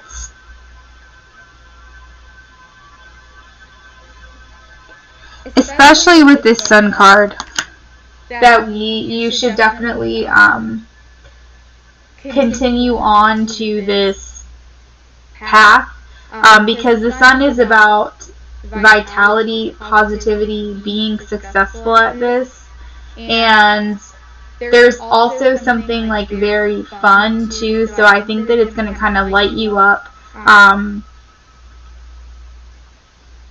And there's just like this warmth about it as well. I just feel like it's going to add this specialness to your life. It's going to ground you in some way and also raise you up. Like it's going to create this amazing balance here. And I think that it might even help produce some energies within you that are actually going to help you heal other people. And that's like a message that just came through. So that is what I have for you, okay?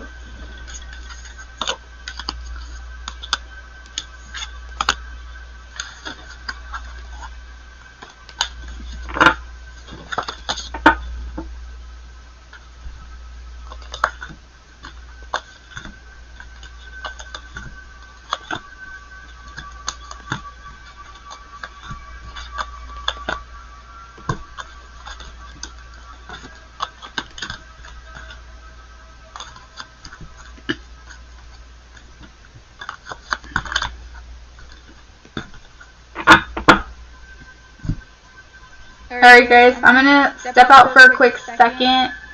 Peach, if you can make a list of all the people waiting for a question, we will go ahead and make a free list. I can't guarantee I'm going to get to everybody, but we can just go ahead and make a free list.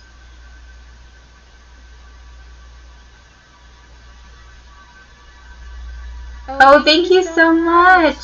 You're welcome. Of course, donations take priority, but we can go ahead and just cultivate a free list. Like I said, no guarantees that I'm going to get to everybody, so if you can put that disclaimer out there. But I'm going to step out for a quick second. I'll be right back.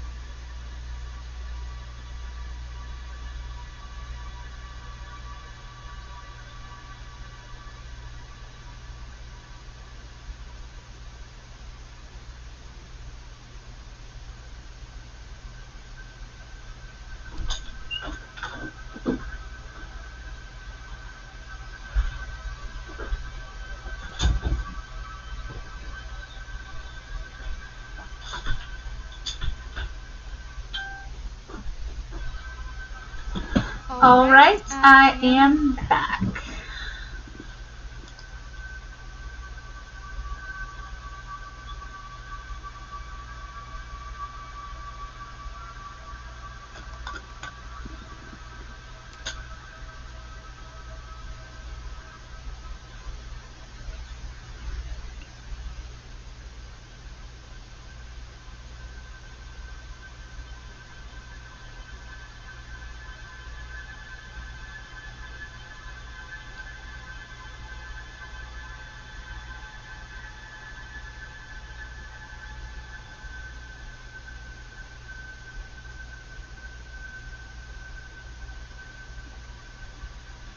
All right, so we have Danny and Vanessa on the donation list.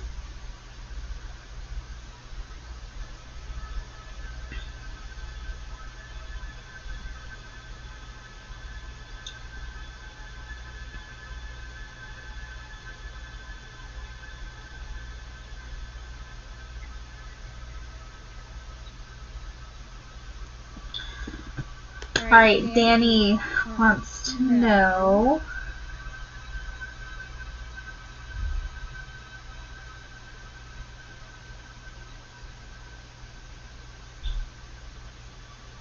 actually, I don't know, what does Danny want to know?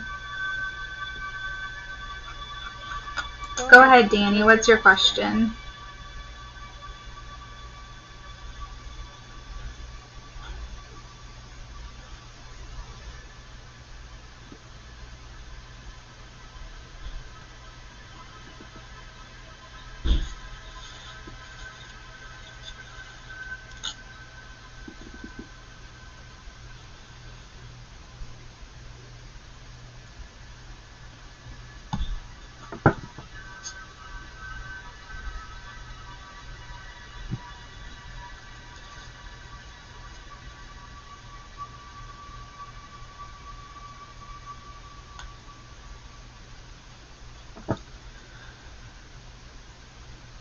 Okay, let's see.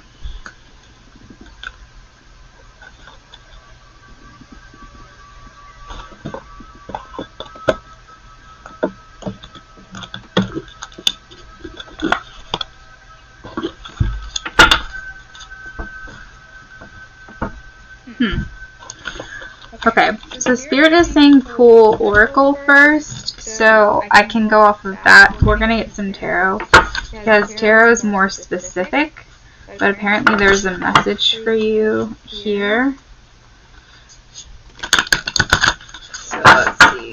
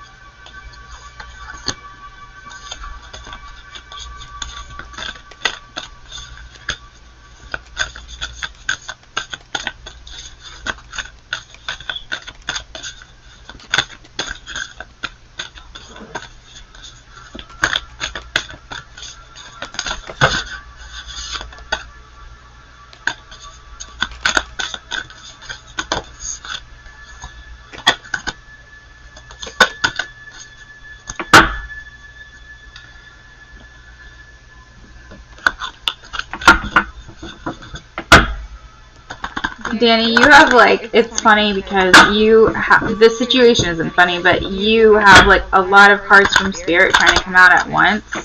But I'm taking them all because I feel like, one, you deserve it, and also because there's probably a lot of messages here that you need to hear.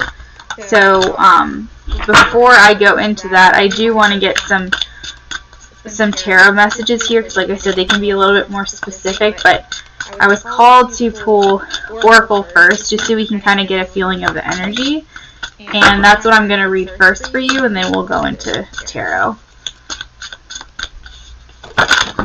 Wow, see what I mean? Like, all these cards just fell out of my hands. This is crazy.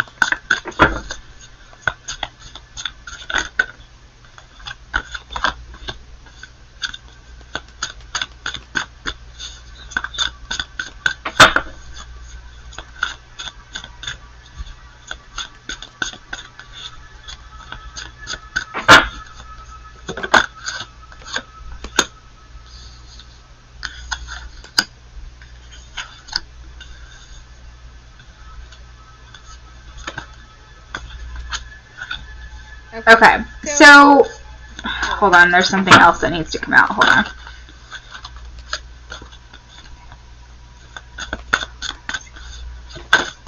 There it is, okay. So,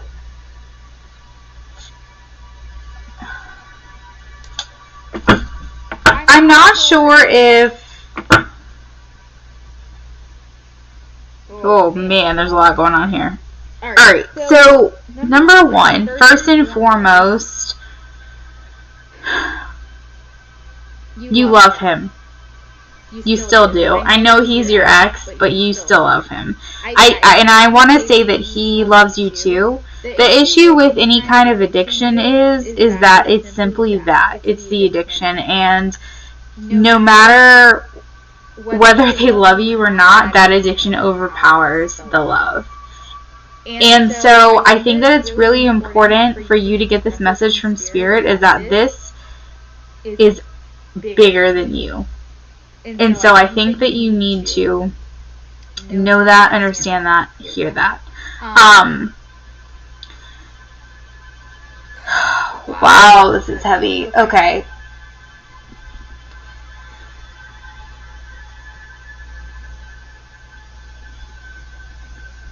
This has taken over not only his mental state, but because of it, it's now affected your life. It's affected your life in the past. We have the Eight of Arrows. Like I said, I was going to go into the Oracle cards, but I can't even. Like, I need to go into the Tarot first. Like, I can't. This Eight of Arrows literally is, I'm really surprised that the Temptation card, like the Devil card, didn't come out. Actually, I'm curious how far back the Devil card is, honestly. But, yep, right there.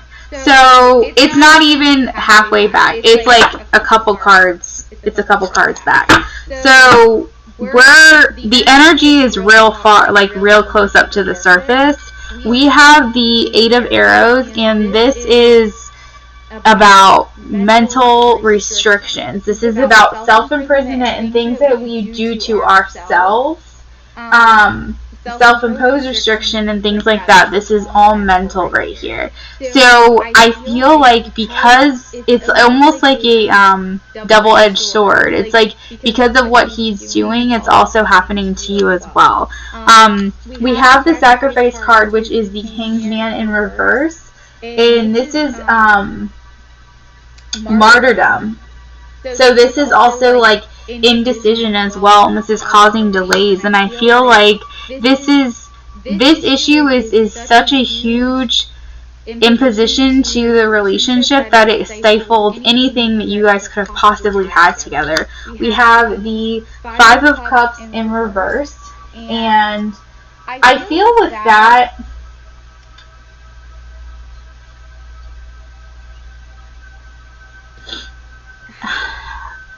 something calls to me that makes me feel like, because the Five of Cups upright makes me feel like someone feels like alone and left out, and kind of like they feel like a significant loss of some sort. But when it's in reverse, it makes me feel like maybe this is a message for you. Maybe it being in reverse is saying that maybe we need to forgive, accept, and move on, or something along those lines. The underlying energy at the bottom of the deck was the Three of Cups, and to me that, well, you take what resonates. To me that feels like third-party relations. That makes me feel like someone else is involved here, like another romantic interest. I mean, it could mean celebrations, it could mean like being happy and celebrating something great. It could mean friendship and like coming together in community. But I kind of feel like the underlying energy is like we're still following those temptations. And the reason being is because we want to feel appreciated, we want to feel confident, we want to feel like powerful, we want to feel like whatever it is that comes with those addictions, like whatever high we're chasing, that's what we feel here with the Six of Spades. The reason why I feel like you guys really do love each other and really care for each other and why there's true feelings here is because even underneath we have grace. And grace is the star. And the underlying energy is the hope that we can make it through this. The hope that we can have a renewal. And that there is a spiritual connection between the two of us. And that connection and that love that we have for one another will be strong enough to overcome. That love will prevail. That love will conquer all. And that's kind of what I'm feeling with that. We also have the Prince of Cups, and then as the underlying energy we have the King of Cups. And this is about romance and wearing your heart on your sleeve and being vulnerable and putting your feelings out there and really loving somebody on a really deep level and acknowledging that love and being emotionally available and being generous and just being just that stable person in someone else's life that person can rely on emotionally and physically and spiritually and all of that. I just feel like there's a lot of heartache and heartbreak that comes with this. And I feel like because of this situation, we have painful separation. And I really feel like this is just so devastating. Like I feel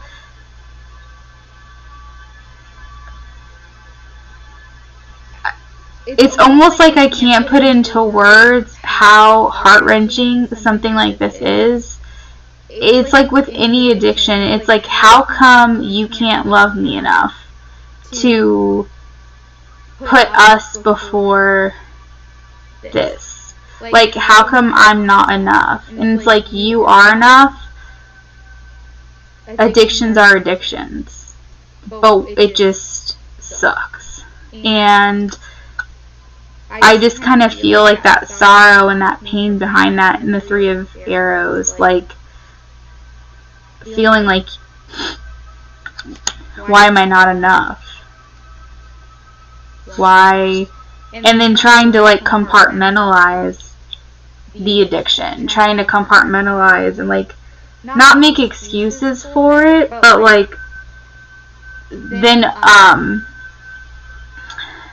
you kind of like get over those feelings of why am I not enough, and then compartmentalize like, okay, it's the addiction, and then like let's find a way to tackle this, because that's the only way you can prevent yourself from like deeply hurting so bad from like the pain that this person's caused. So anyway, that's what I have for tarot. But as far as the advice cards, we have look to your inner strength. You are stronger than you realize. I feel like that's a message for you. We do have, remember like I said, we have the Prince of Cups and the King of Cups. So I do want to make note of the strong connection that you guys have to one another. That I do feel like on a level that is a love level, that you guys really do love each other, and that is a mutual thing. And an advice card here is get to know each other, learn to meet another's need for love. So to me, that's almost feeling like learning each other's love language, but I feel like this can only be achieved getting to know each other and meeting another's need for love once this person, your ex, chooses to beat his addiction, chooses to try to conquer that and work on that every day. If that's something that if you guys want to get back together, if that's something that you desire to have in your life. Now, if you're over this connection and this is something that you just want to help him, we have an advice card here, ask for help. What does he really need? What do you really need? What do you guys really need? And be willing to ask and accept for, or be willing to ask for and accept support. So I almost feel like this is asking for and reaching out to professionals, to be honest. I don't know if that's something that you guys have actually done.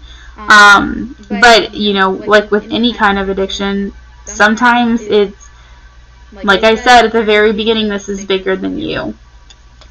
We also have playfulness, which I feel like coincide here with you get to know each other. This couple is smiling. They look really happy. He's got his arm around her. Laughter is the best. They also look like they're laughing. Laughter is the best therapy. Have fun together. And remember, love is the greatest healer. Learn to meet another's need for love. We have embrace. Through each other, you find the missing pieces. And then we also have look inside yourself. This was the first card to come out, and this was, I think, the card that was meant to come out at the very beginning, so I'm going to end it with this card. But we have, you may not always understand why certain things happen, however, there's always a higher purpose to the events that happen in your life. Through turmoil, a blessing will be revealed.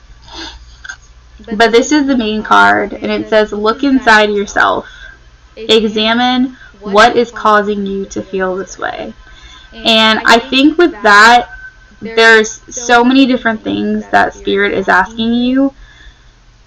What is causing you to feel this way? One, what is causing you to feel like you need to be the one that helps? What is causing you to feel that you need to be the one that is the savior, or that has this complex that you need to be the one that helps, like him, beat this? What is causing you to feel the feelings that you feel if you feel like you're not enough? What is causing you to feel the feelings, if you want to get back together? Whatever you feel is validated. Whatever you feel is your truth. But what Spirit is saying is it's time to take inventory and really think hard about why you're feeling this way, and decide if this is something that is for your highest good. If these are actions that you want to take place, if these are things that you want to move towards. because like this card says, you may not always understand why certain things happen. However, there's always a higher purpose. So, you know, I think that the main message here is this is bigger than you, that if you really want to help, we need to approach it from a sense of peace, a sense of love, not a sense of hurt and anger and frustration. We also need to ask for help from family, from friends, from professionals. Know that this person does love you, but maybe this is bigger than even them. We need to approach it with a sense of grace and patience and kindness and balance and maybe even caution, and understand that even if we do all of this, this person could still remain the same. This person could still remain, you know, with these mental bonds and these mental restrictions, and, you know, you could feel this spiritual poverty remaining in this connection. So it's a lot to think about. It's really heavy.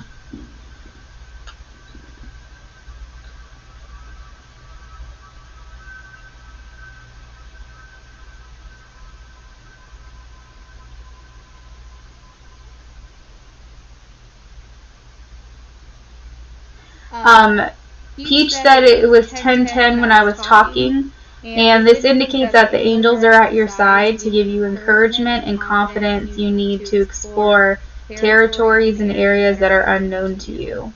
That you will find the resources inside yourself to succeed. So I just wanted to let you know about that angel number, that you can trust with your heart,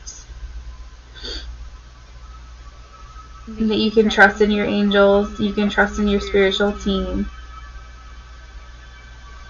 that you are supported in aligning with success, joy, love, and abundance.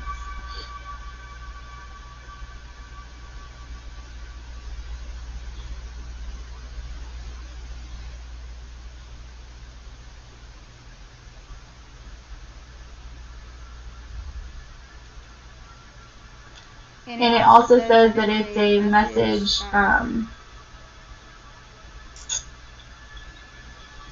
for guidance as well from your spirits.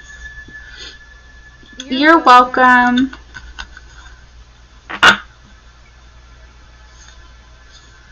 Alright, so we have another donation from Vanessa.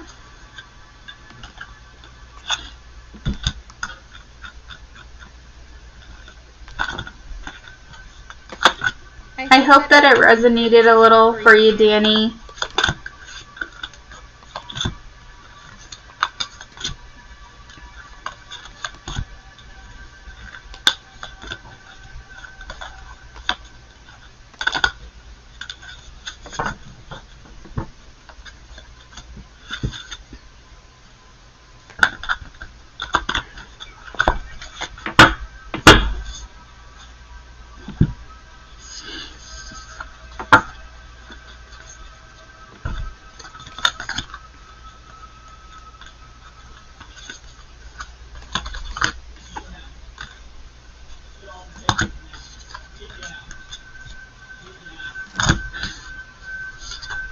Okay, good.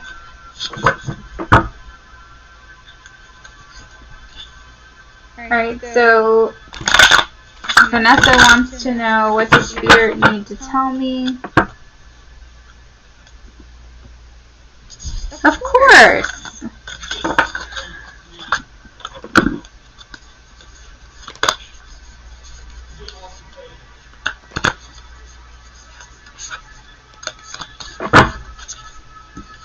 Yes, I remembered your name.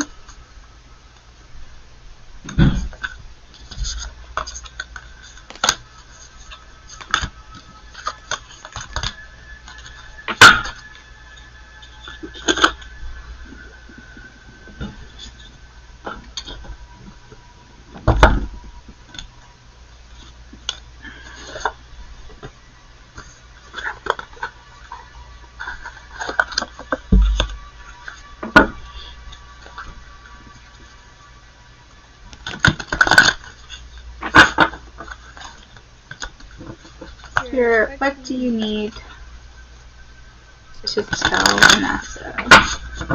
What does Vanessa need to know?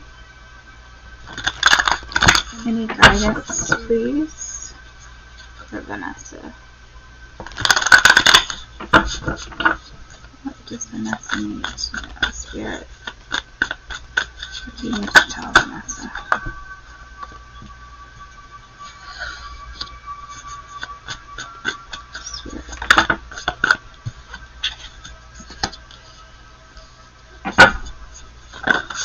Wow, I am loving this energy so far. My goodness. What do you need to tell Vanessa? What does Vanessa need to know?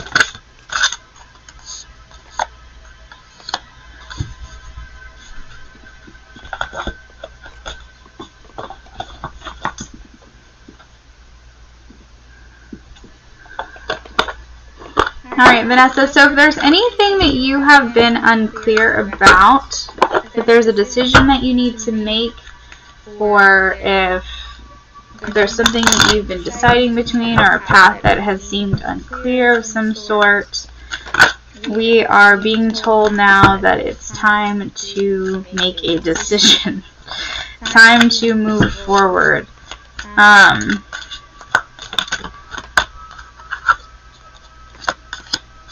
We have the King of Cups, and this is about tapping into your intuition, okay? Your inner knowing. The King of Cups is one that is tapped into their emotions, tapped into... It's almost like the masculine of the High Priestess. I see it as...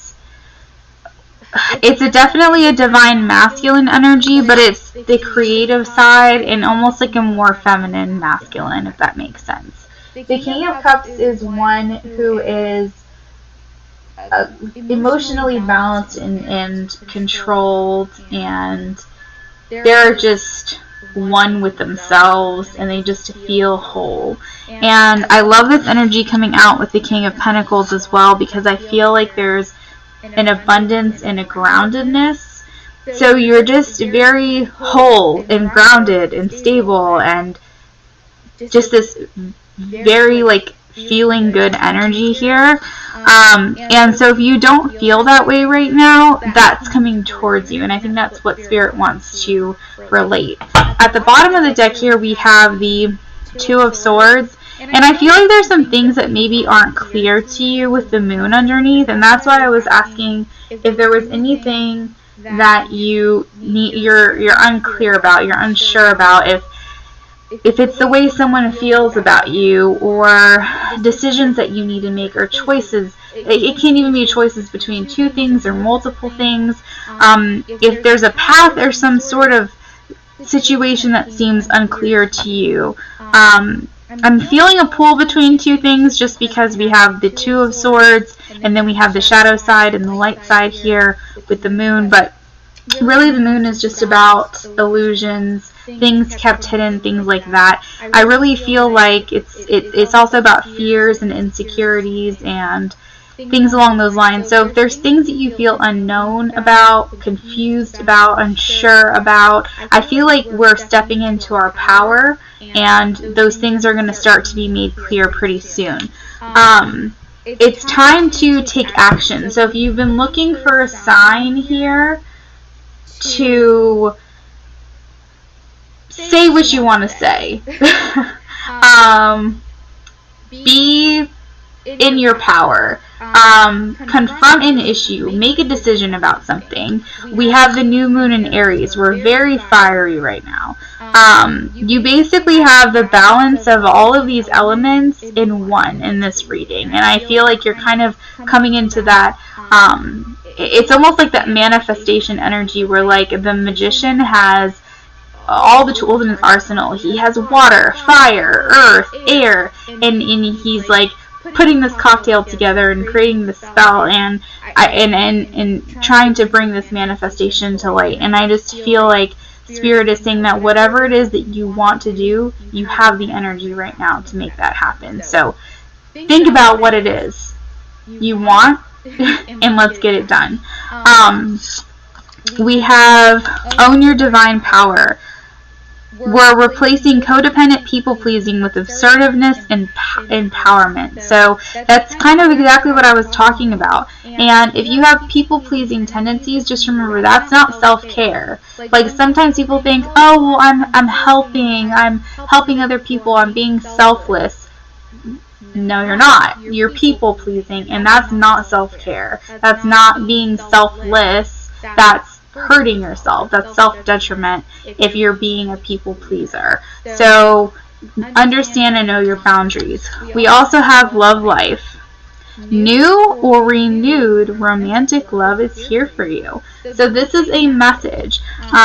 So we also have the Four of Wands, and this is about taking the next step in commitments. So it's possible that someone could be making a love offer to you. We also have spiritual protection. You're being watched over and protected physically, emotionally, and energetically. So remember when I was talking about you have that stability, you have that structure in that abundant mode. You have like that emotional security even if you don't feel it. This is saying you are being watched over and protected physically, emotionally, and energetically. Remember I said there's this energy here. So like that's what that card is saying. We also have the Nine of Cups. So again, if you want something to happen, we're in this energy right now to make these things happen. Nine of Cups is about wishes being fulfilled. So you're in this fulfillment, satisfaction, feeling really good, and being happy. All of your cups being filled. This person literally has a treasure chest. Like I just feel. Oh, and then here we have this balance. With the Justice card, we're being really true to ourselves. We're being really honest. So it's like, I feel like, you know, a lot about tonight, I almost feel like the theme of my reading tonight should be like stepping into your power. Because that's kind of what I feel like we're doing. We're walking away from the things that aren't serving us. We're abandoning, we're withdrawing, we're just basically just escaping from the things that aren't working anymore. And we are stepping into that new beginning. We're you know, endings, beginnings, all that good stuff. This is about transitions and transformation. So I really feel like maybe you're shedding some new skin. Maybe you're even upgrading spiritually or enlightening in some way. Yeah, I just really feel like we're moving forward in a really positive way. But I do want to pull from my Starseed Oracle. Got a couple things here for you. Spirits, what messages do you have for Vanessa?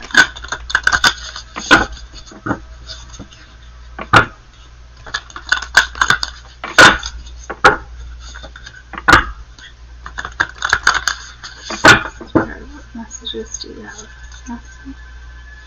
Okay, Vanessa needs to know.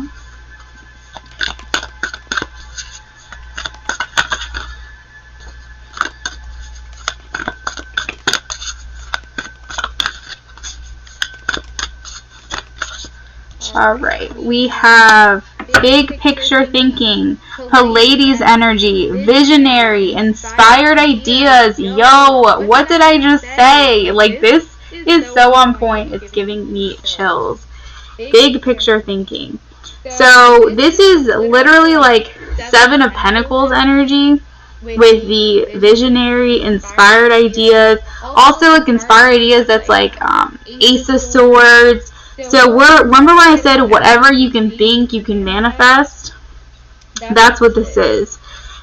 It's like, it's saying that the Pleiadians, and also too, if you're called to like starseed, like the starseed, oh my god guys, help me, it's getting late. The starseeds, Pleiadians, look that up because you could be from Pleiades. We have the Pleiades supports us in this image stage of Earth's development. They want us to know that the decisions we make today will affect the well-being of our planet and all its species. They're calling on you to be a leader of the future, to hold a clear vision of what's possible. Trust that vision and follow it through with daily action. To dream a new world into being, open your mind, try not to worry about what others think. Again, being more authentic. For it takes great courage to pave a new path, to trust a vision before its reality. It says the world needs more artists, dreamers, inventors, and visionary thinkers. Perhaps you've had an idea recently that you're being called to usher in. If so, this card is your confirmation that it's divinely guided. It's time to take action. So that is what I have for you, Vanessa. Starseed. Starseeds are, it's the Starseed Oracle. And starseeds are, you know, people that are here on this earth. Excuse me. It's like a starseed soul. Someone who's incarnated elsewhere in the cosmos before they came to Earth. So if you feel like you don't belong to the earthly plane, and that you feel like Earth is not your home, and you feel like you belong somewhere else, look into starseeds, because a lot of times people feel that they're from like another world, so they're called to like this oracle, they're called to the name Starseed. There's also people out there called like indigo children, rainbow children. There's also people who feel like they're from like other planets that no longer exist and things like that. So your specific card said Pleiades, Pleiades. So you can look up Pleiadian starseeds. I don't know too much about it, but that's kind of what that is.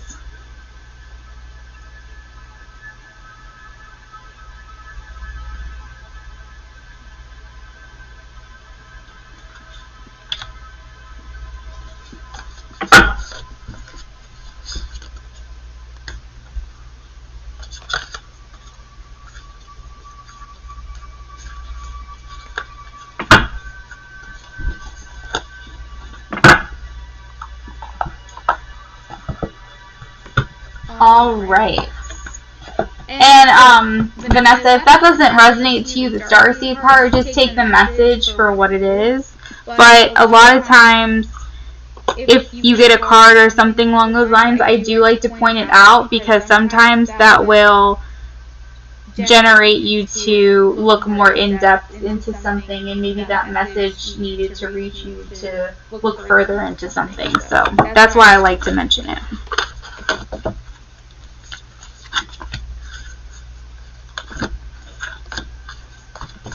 Alright, so Peach, we'll go ahead and close the donation list. So that was it, I believe, for the donation list, because I didn't realize it's already 10:30. So I'm going to go ahead and close that out. So I think we're done with that.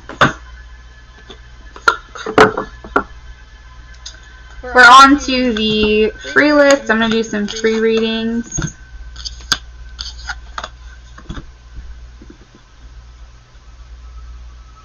Alright, Is anyone a... Oh, we got a list going?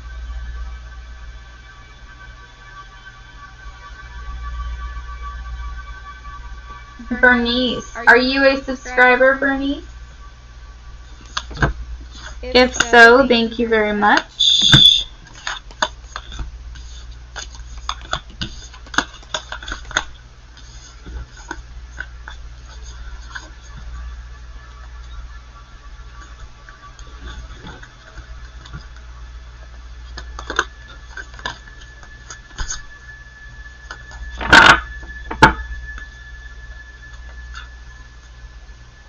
And Bernice, what would you like to know? What is your question?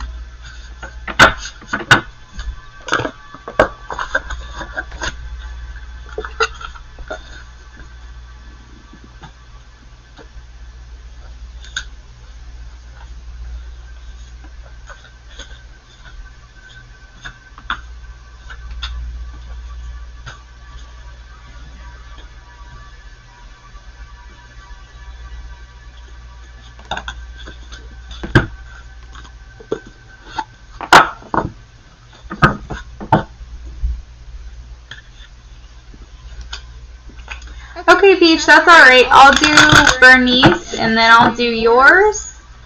And then I'm going to sign off. I should be back on Thursday.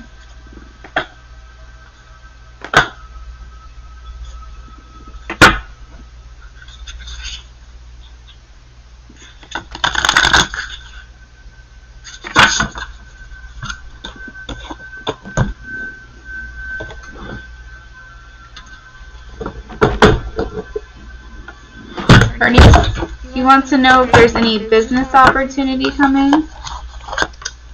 Let's take a look.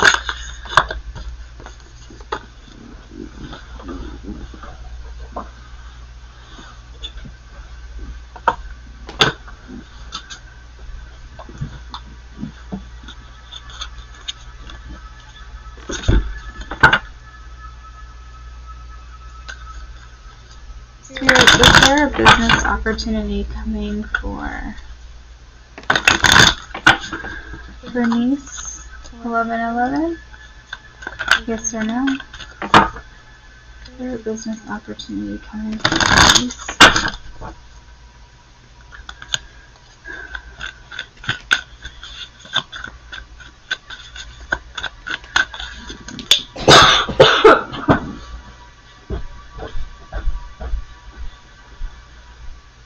Hold on 1 second, guys.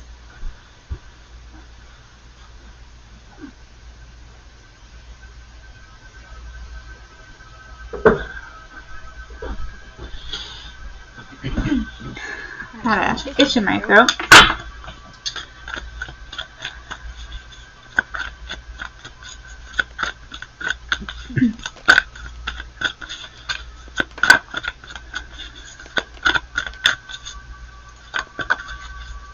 Wow. Okay.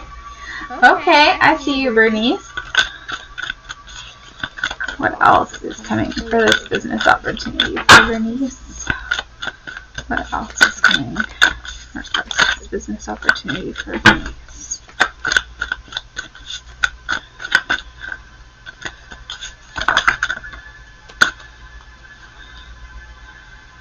Interesting.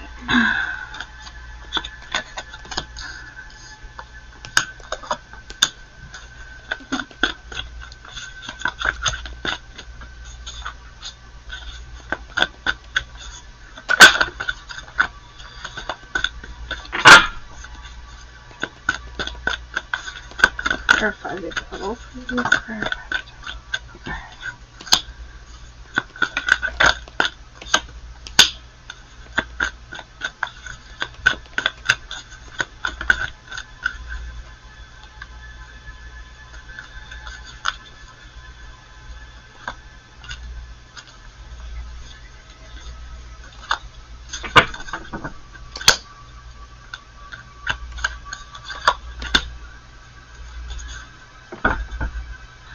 Okay, Bernice, you have opportunities coming for sure.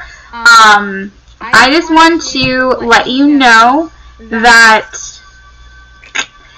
most likely the first one that comes in, be a little bit weary of. It could be the first one. I don't know for sure if it's going to be the first one, but you need to trust your intuition on a certain situation. We have the devil. So if it sounds too good to be true, it might be.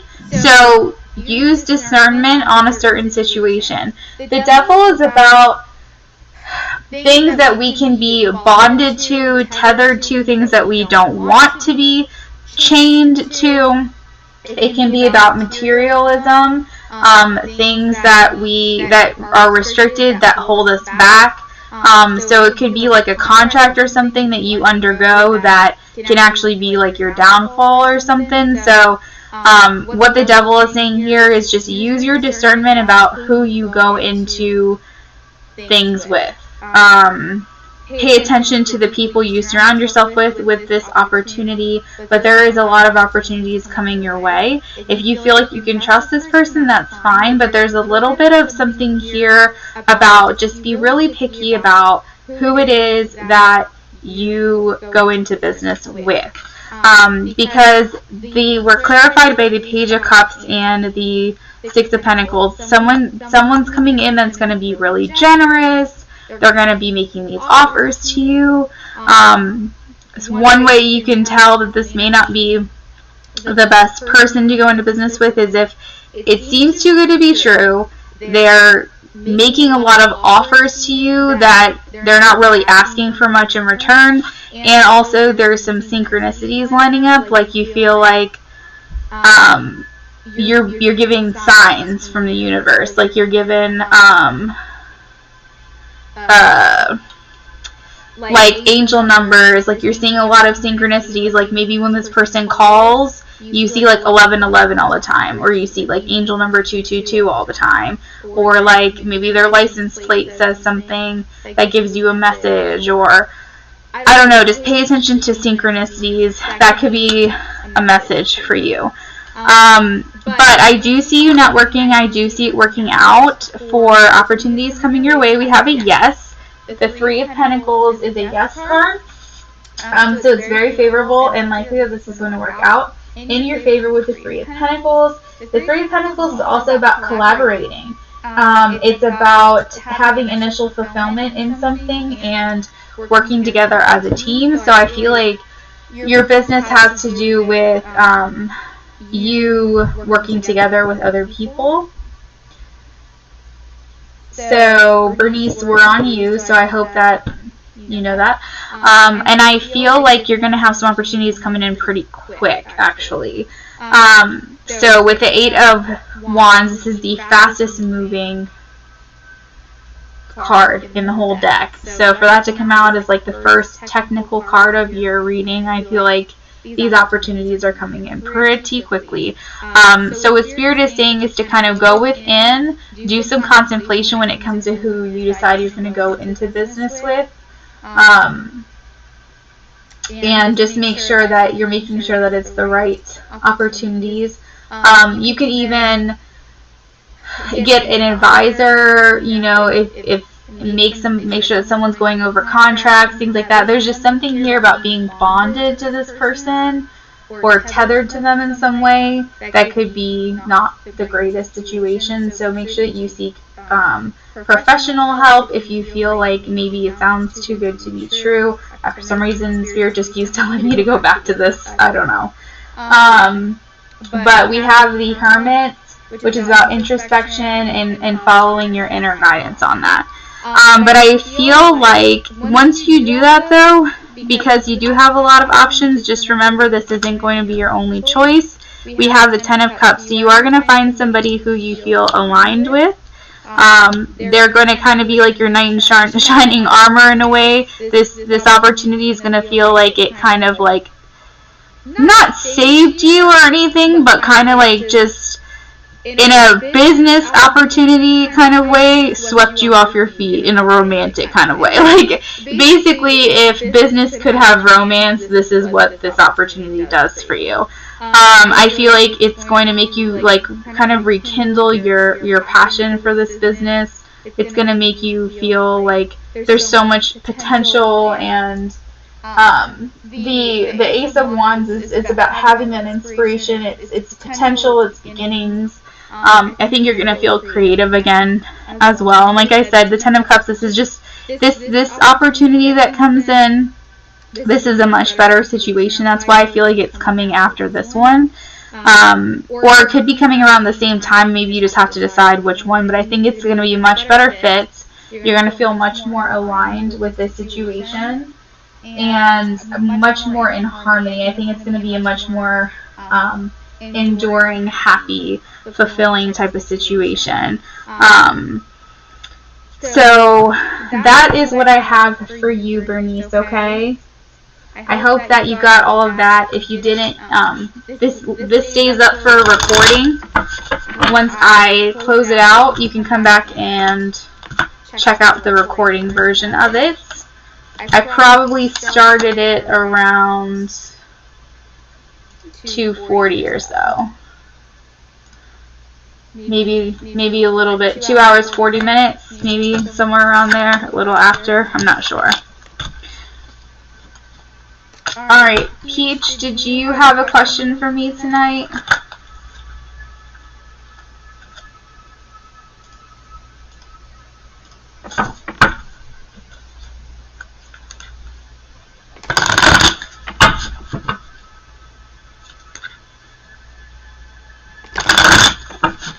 Slay, if you're still here, thank you for all your help tonight. I hope you have a great birthday. If you're still here.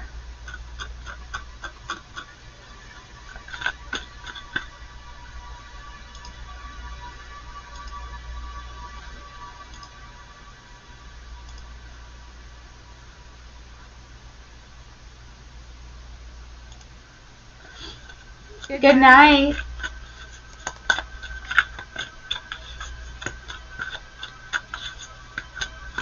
You're welcome.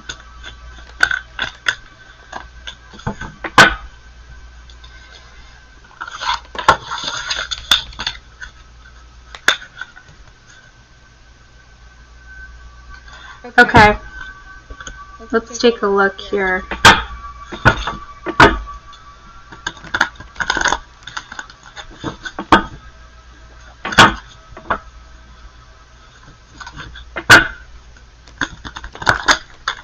Spirit, how is RS feeling about the text conversation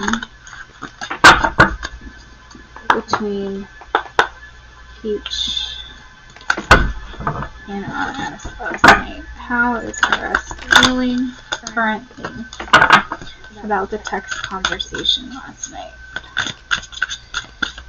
How is RS feeling currently about the text conversation?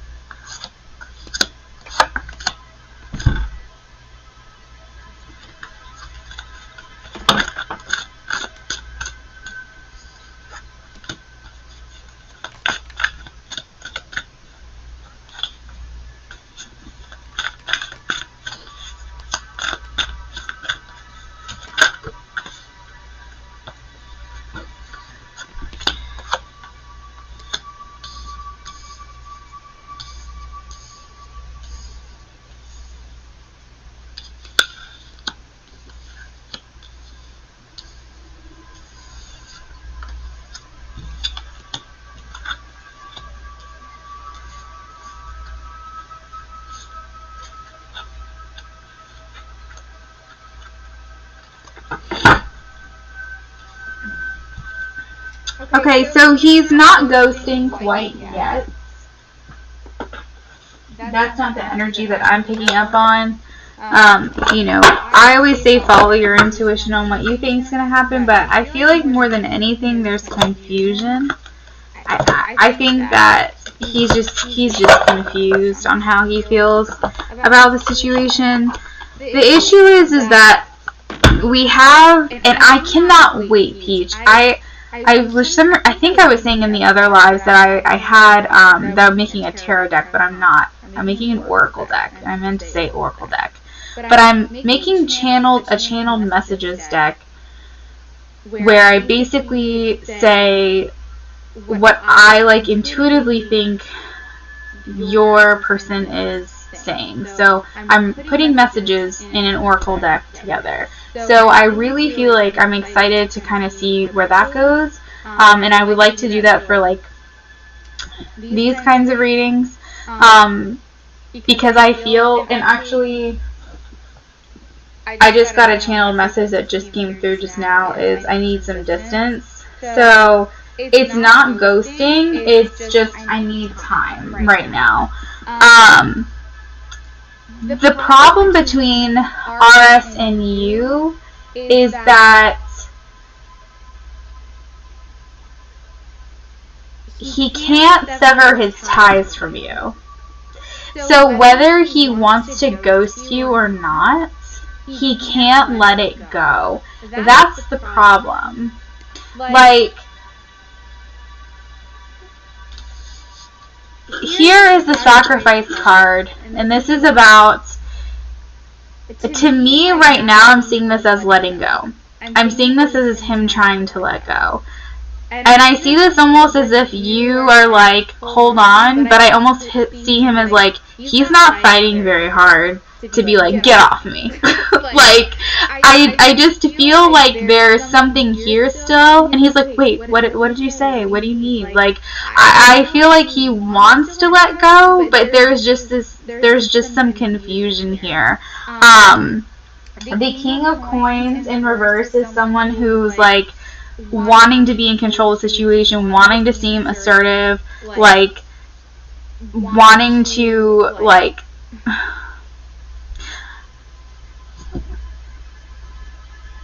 to be honest, I don't really know what happened with the conversation that you guys had, but I feel like his ego is a little bit bruised. And that's what I'm feeling between the King of Coins and the Five of Coins. I feel like even though he still has feelings for you, he like needs to lick his wounds. And I'm not sure what you said, but I'm getting the feeling like you hurt him in some way. And not like you hurt his feelings, I mean maybe you did, but like you hurt his ego. And I don't know if it's the energy you were giving off, or if it was the way that he perceived you to be, or if there was something that you said that made him feel like you didn't care, or if you made him feel like you weren't into him as much anymore, or I don't know what this is, but there's something here that makes me feel like his ego's a bit bruised, and he feels like a little bit hurt in some way.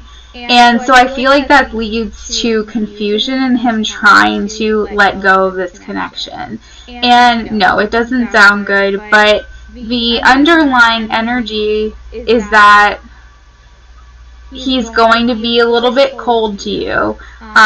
He's going to probably try to keep you at a distance, saying, I need some distance. But he's not ghosting you. He's licking his wounds. He's going to come back around. He can't let go of this connection. Like, there's something here where we have, like, he still sees that growth with you. We still have the Four of Staves, which is about being in alignment, being in, you know, connection. Like, these two people are, like, literally making out on this card. it's the Four of Staves, so, you know, this is like the marriage card. This is about being in harmony and having a happy home. And he still has this passion for you, you know, and this is, the Ace of Staves, not like that, but this is like new passion. It's like the fire never burns out. Like, this fire still keeps going. And there's just confusion. There's just so much confusion here. And it's confusing the heck out of me, because like, I feel like his emotions are blocked because his ego is bruised, and he has like, there's like this overload of like information that he's trying to process. And so maybe he's trying to compartmentalize, like, this is how I feel about this, and this is how I feel about that, and this is how I feel about this. And right now it's better if I just shut down. Like, that's what I'm getting from this reading. And so it's not ghosting you. And like, when I said yet, I just meant like, I don't know what I meant. What I meant was, I feel like he's needing his distance to figure out and sort through this and navigate through this confusion. And I just don't think that ghosting you is the end result, if that makes sense. Like, even here, like, tradition, this is like, to me, I see, you know, him thinking like endgame, you know, marriage, like, you guys having this alignment with one another, and identifying with one another. So there's like, you know, these cards surrounding here, like growth and being, you know, identifying with one another in marriage, and marriage here, and like, I just feel like, and even like underneath this card we have strength, and even under this card we have messages coming in, and even under this card we have balance, and even this card we have communication. Like, I mean, I just feel like it's very like, there's layers to this situation, and the top layer is, you hurt my pride, you hurt my ego, and I'm licking my wounds. And then the second layer is, because of that, I'm blocking my emotions. And the next layer is like, because of that, I'm gonna keep my distance. And the next layer is like, because of that, I need to sort through how I feel. And then underneath, you know what I mean? It's like, there's different layers. And it's like, by the time that you get to the fifth layer, then he's going to talk to you. You want to know why? Because the center of it all is, he has feelings for you. The center of it all is, he can't deny these Empress cards, and these Four of Staves, and these Hierophant. Like, he can't deny these cards. He can't deny these feelings that he has. So it's okay. He might be a little bit cold on the surface. He might be a little bit distant, but he sees strength here. You know, there's definitely still a compassion. There's still feelings. You said that's about right. It's complicated. He can have his distance. Yeah. So, I mean, I don't want you guys to be hostile with each other. Like I know there's like a sense of hostility. Like, I can almost like feel it radiating, and I don't want that. Obviously, you guys feel how you're gonna feel. But you know, it's like, I'm gonna hurt you before you hurt me. Like, that's kind of that's kind of like the vibe that I'm getting here. Let's see. It's just crazy.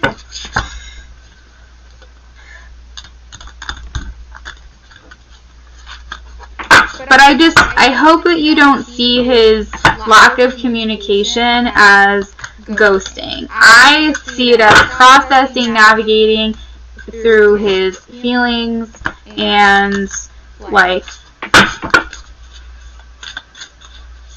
not that, you know, I'm rooting for you guys or anything. I mean, if that's what you want, I'm all for it. But if you're not down with it, then good riddance, you know what I mean? Like, I'm here for you, girl, but I just feel like I'm trying to see this as objectively as possible, and this is kind of what I'm seeing. How does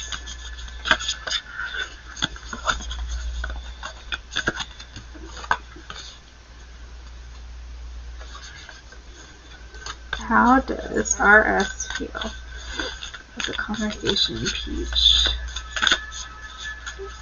and RS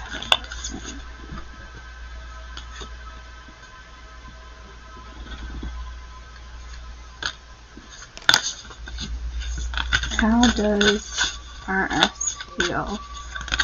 Whoa, too many cards. Like 17. How does RS feel about the conversation between Keith and RS last night?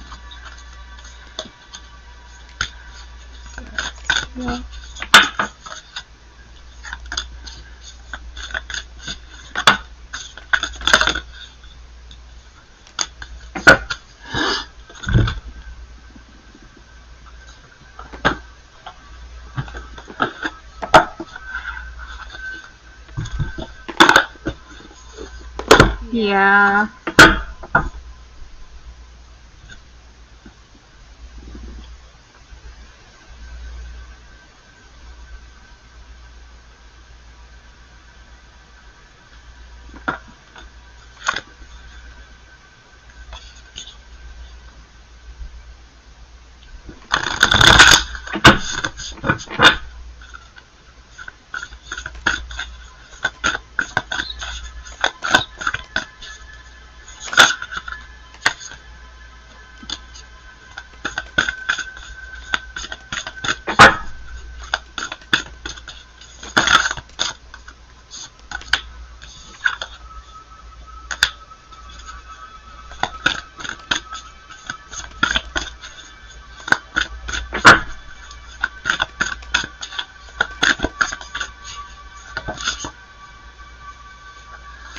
Alright, so oh goodness. So what Spirit is saying is holy moly. So remember when we were talking about hostility?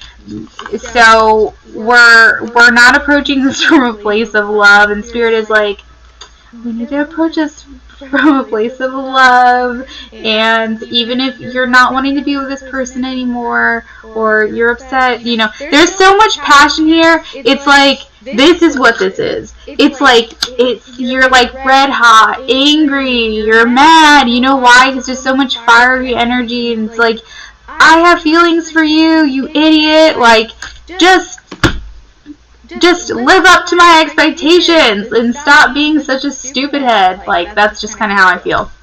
But, alright, so we have,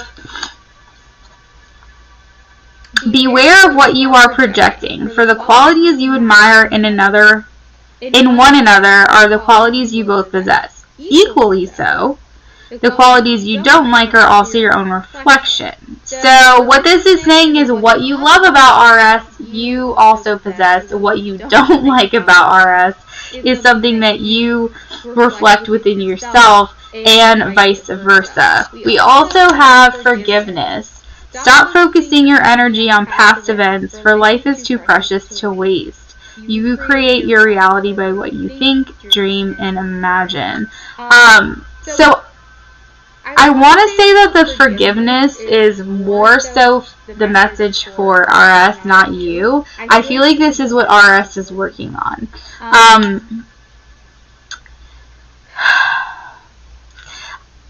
I think that he needs to, I think that what he's doing is trying to heal a bit. Because we also have embrace your emotions, allow your feelings to surface and be accepted. Remember when I said that he is like trying to keep his distance because his emotions are blocked, because his ego is bruised? I feel like he's trying to honor those feelings and go within and maybe try to figure out what the heck he's doing. But It could be that maybe right this second he's not doing that, and maybe that's something he's going to be doing in the near future. I sure hope to God he's doing that right now, but I don't really know. But I think that this is the path that he's on, is to forgiveness. Not that he needs to forgive you, but maybe even just forgive himself for the energy that he's been giving you, and maybe be able to give more of the energy that you deserve, if that's something that you still choose to have in your life. We also have healing. Imagine yourself and your beloved surrounded by light. Feel your relationship being healed this very moment. I think that's a message for the both of you. We also have, if you could do anything, what would it be? The answer dwells in your heart, not in your mind, for the heart is the gateway to the soul. And I think that this is about desire. I think this is a message stating that he still desires this connection. If he could do anything, that it would be to be with you. He just, for whatever reason, has self-sabotaging tendencies, and he stops himself before he even starts. You know what song this is reminding me of? And I was jamming out to it today, and I was like, I feel like this is going to resonate in one of my readings that I do. I'm pretty sure I'm pronouncing this right, because I used to listen to this band all the time. So you probably don't even like this kind of music, or maybe you do. I don't really even know, but it's like part screamo, part emo. So if that's not for you, then that's totally fine. But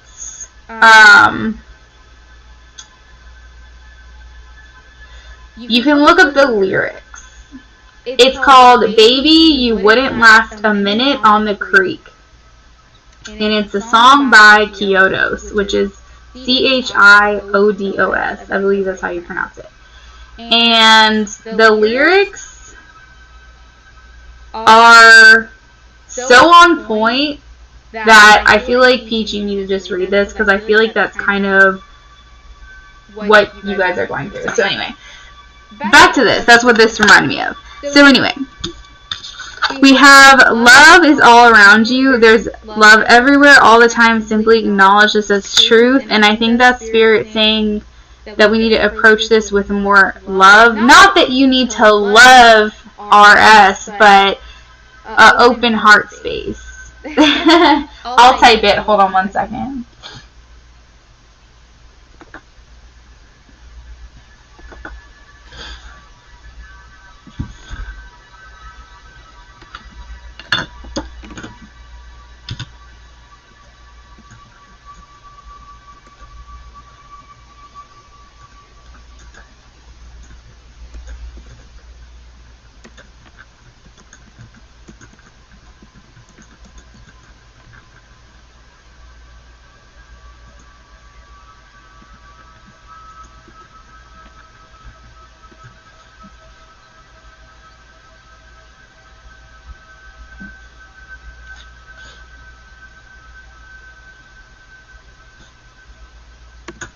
Okay, I typed it in there for you. I used to listen to emo music all the time when I was younger. Emo, screamo, punk, all that kind of stuff. Fun fact about me, was my jam when I was in high school. So that's a really good band. And then that's one of the songs I was listening to today, and I was thinking to myself, I think that these lyrics are really good for someone to read. So you can either listen to the song, or you can read the lyrics. But anyway, regardless, it's about starting and stopping before you actually say what you need to say. And I think that's kind of what he's doing. He has all these feelings deep down that he doesn't express, and maybe he's kicking himself for it. But he needs to embrace these emotions. He needs to allow them to surface. He needs to even, at the very least, admit them to himself. Because to be completely honest, I haven't felt in any of these readings that he's even been transparent with himself about how he feels. We have consider your foundation. Look at how committed you are to love. And that's what I mean. With this card, I just don't think he's even been really honest with himself. So I think that that's something that he needs to do. And then we also have get to know each other, learn to meet another's need for love. And this is also a message maybe for the both of you, but he's got some healing that he needs to do maybe before he even moves in your direction, and it's tough. So as far as his feelings, his highest self is saying that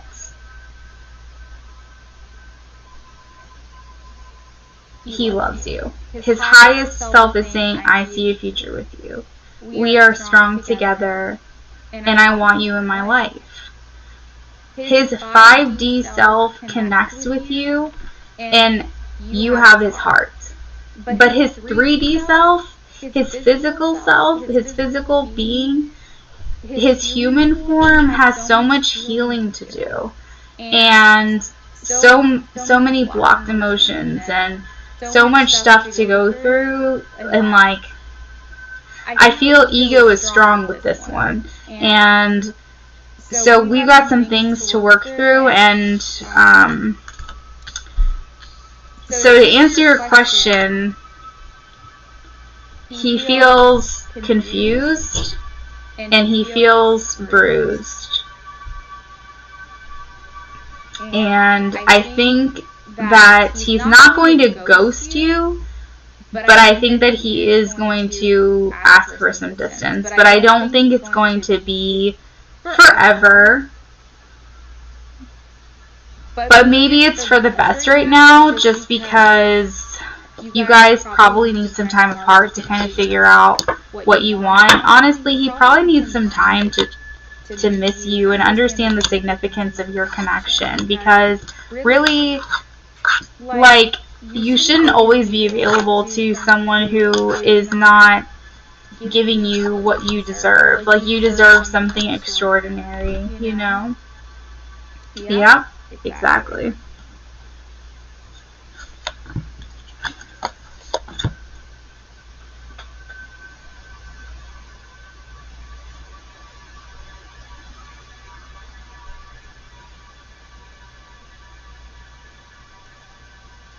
Hey, Shantae. Oh, you donated? Hey, girl. My list is actually closed, but that's fine. I'll take yours real quick, but then I gotta go because I have to work in the morning.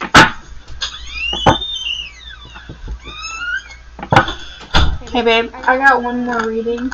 Are you in here? I have one more reading and then I'm gonna go.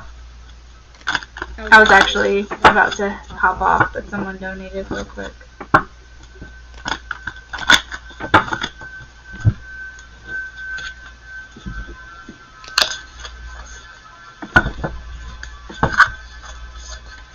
Did you brush your teeth and everything? I'm about to. Okay.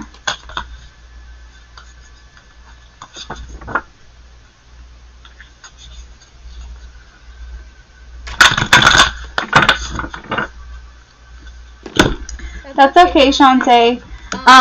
Just for future reference, if the donations banner is not on the screen anymore, that's usually my little signal that I'm not taking donations anymore. But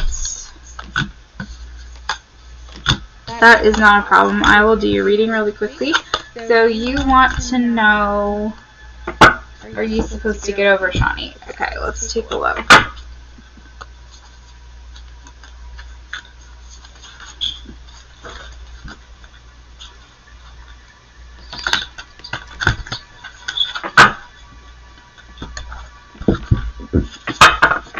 Here it is. Shantae supposed to get over Shawnee.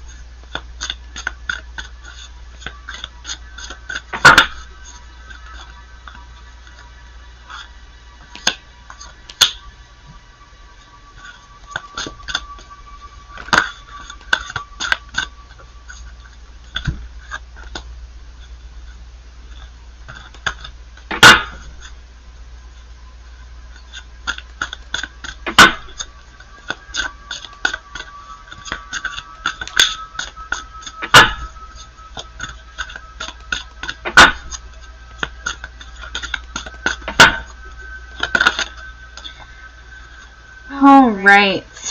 Shante, I feel like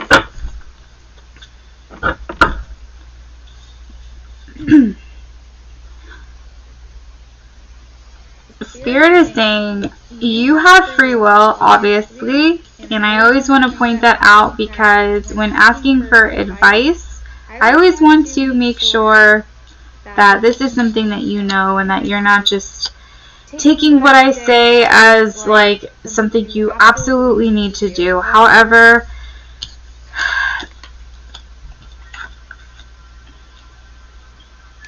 I feel like this relationship has carried a lot of weights for you. I feel like this is something that you've carried for a long time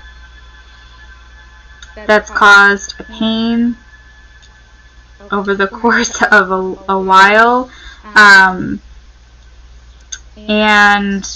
the reason I say that is because I have this specific pain just below my shoulder, and it's this pain that I've had ever since I was a little girl, and it just happened while I was doing this reading. And I remember when I was little, whenever I would get this pain, it was literally, I'm pretty sure, from like carrying a backpack, like a really heavy ass backpack, like to and from school.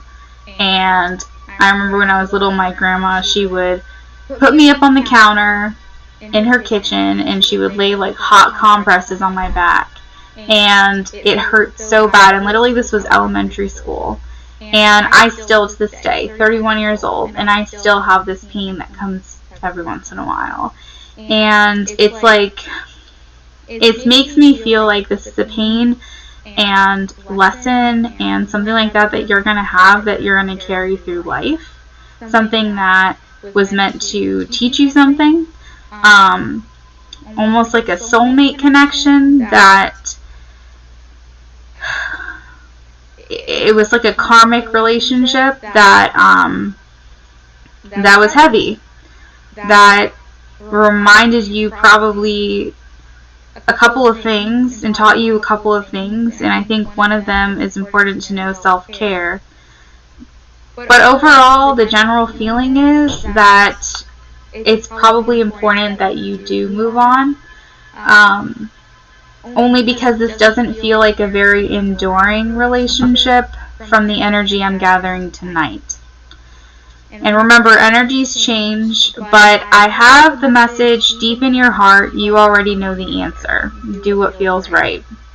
So it's asking you to take inventory and really ask yourself deep down, is this something that you feel you need to do and you're just holding on for some reason?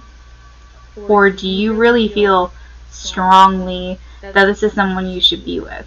We also have give thanks for the blessing of love soon to come your way. Know that you deserve to be and have all that your heart truly desires.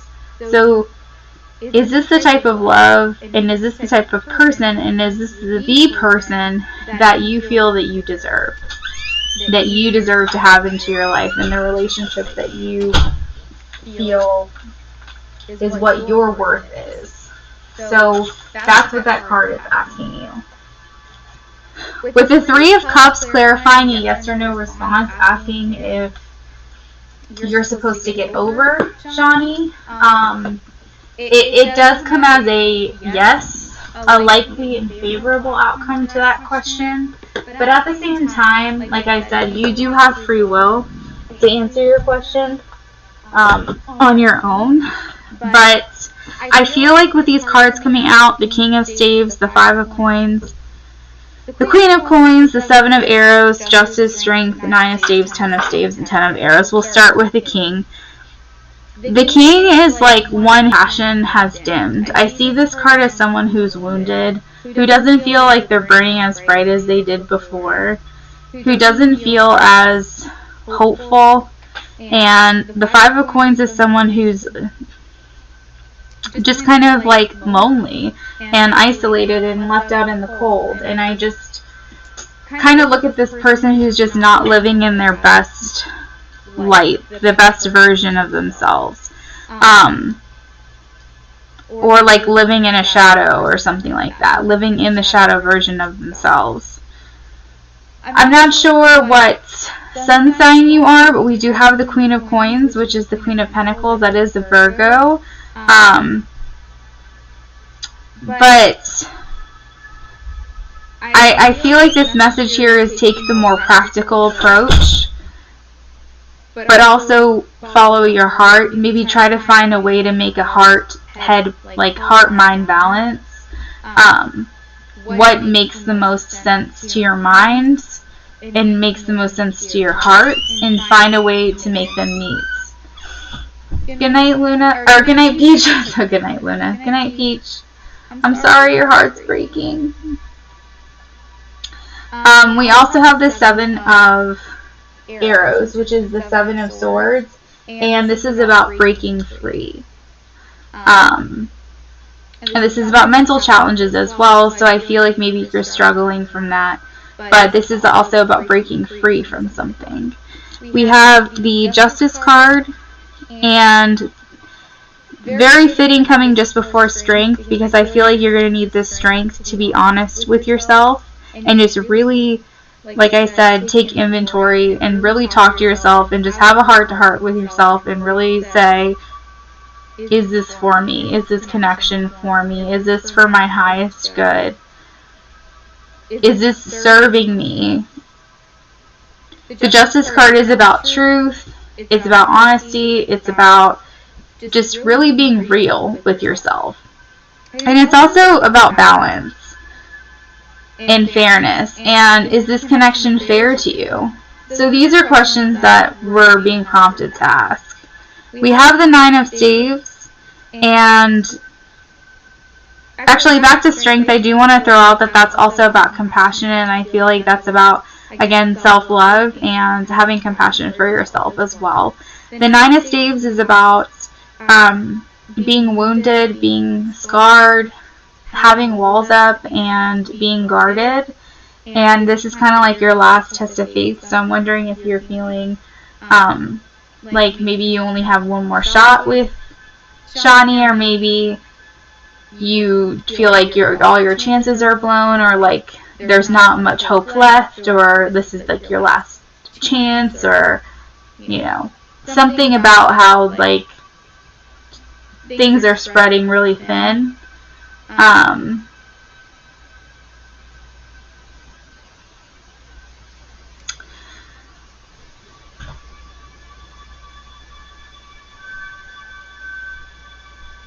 Moved everything out of the way for you.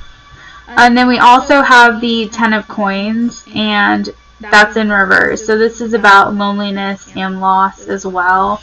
And it's actually fitting that you mentioned that, because I just read your comment about feeling like you're not going to love again.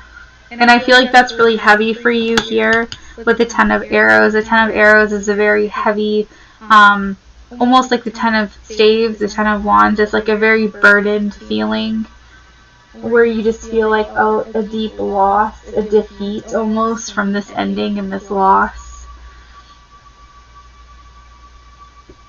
And the underlying energy is the Four of Cups. And this is feeling, apathetic. And I feel like almost in a way she looks hopeless. Feeling as if, we're not going to be able to move forward or find someone else. Like, okay, I'm not going to go back, but I'm also not going to move forward. This is like that energy. It's like a stagnant energy.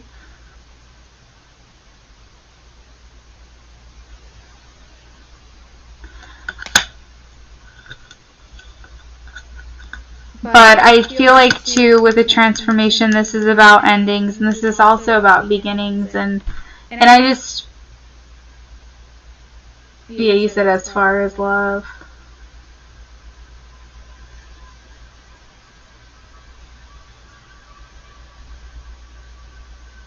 You get all these guys and you can never love. Did you love Shani?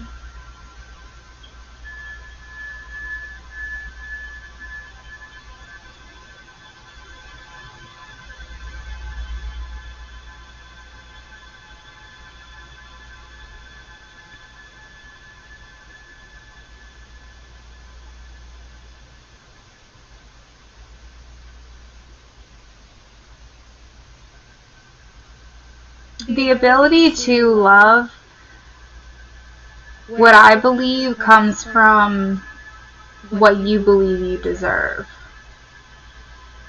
And what you believe if you are enough.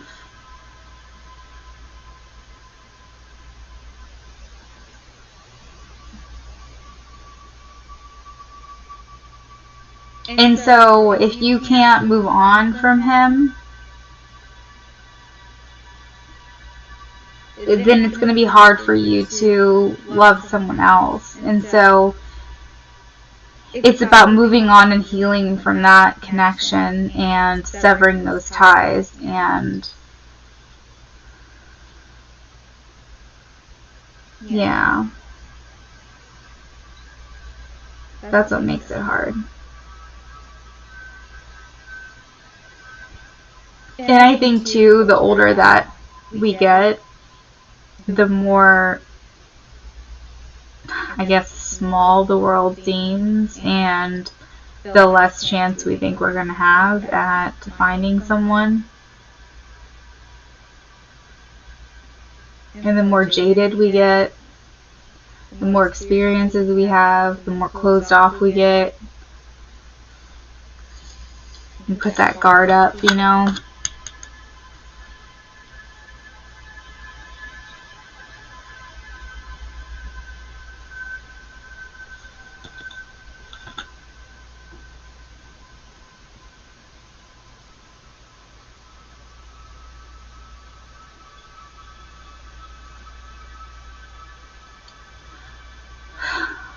I think it's really important to remember these messages that we have here from the Lover's Oracle, is that deep in your heart you already know the answer, do what feels right.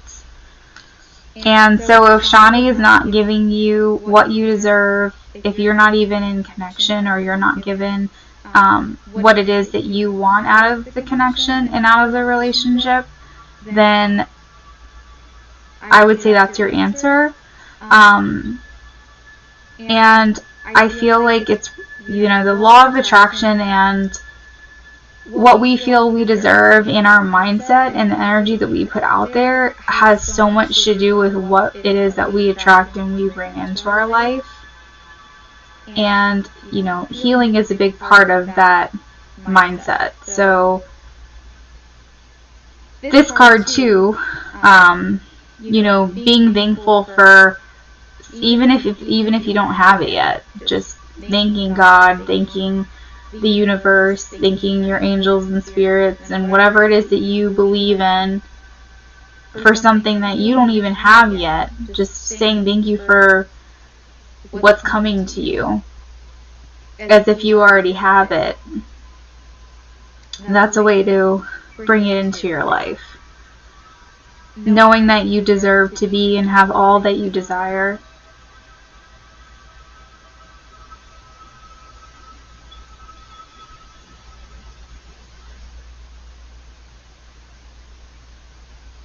Yeah. You said you're a hot mess. You get tons of guys. There's nothing wrong with that. There's nothing wrong with being particular about who you give your heart to. That's not a hot mess.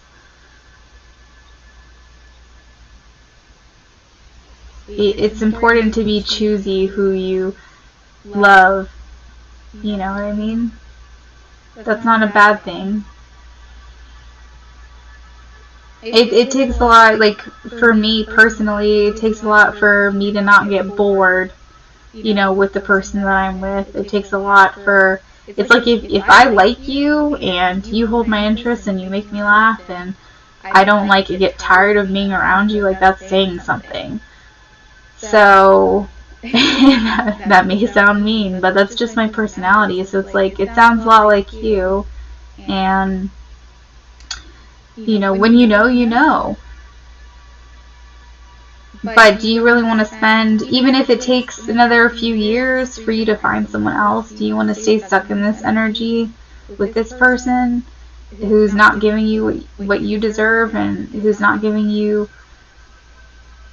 what you want? That's kind of the thing, is like, you don't have to stay stuck in this frequency, you know, in this vibration if you don't want to be. So I feel like the message here is try to sever those ties, try to heal from it and move on, because deep down you know that's probably what you need to do.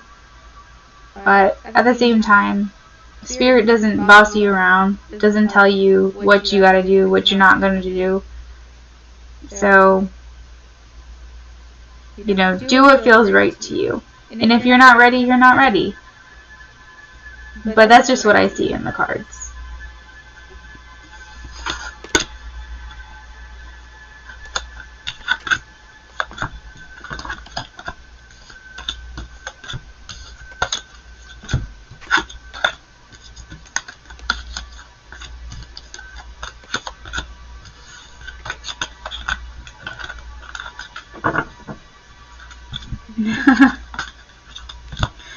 Alright, Shantae, well, thanks for coming back and donating again, and I hope to see you back.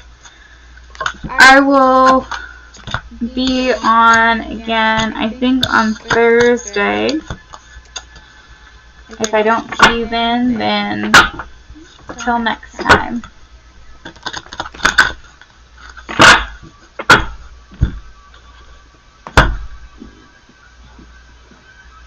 You're welcome. Good night, okay? You're welcome.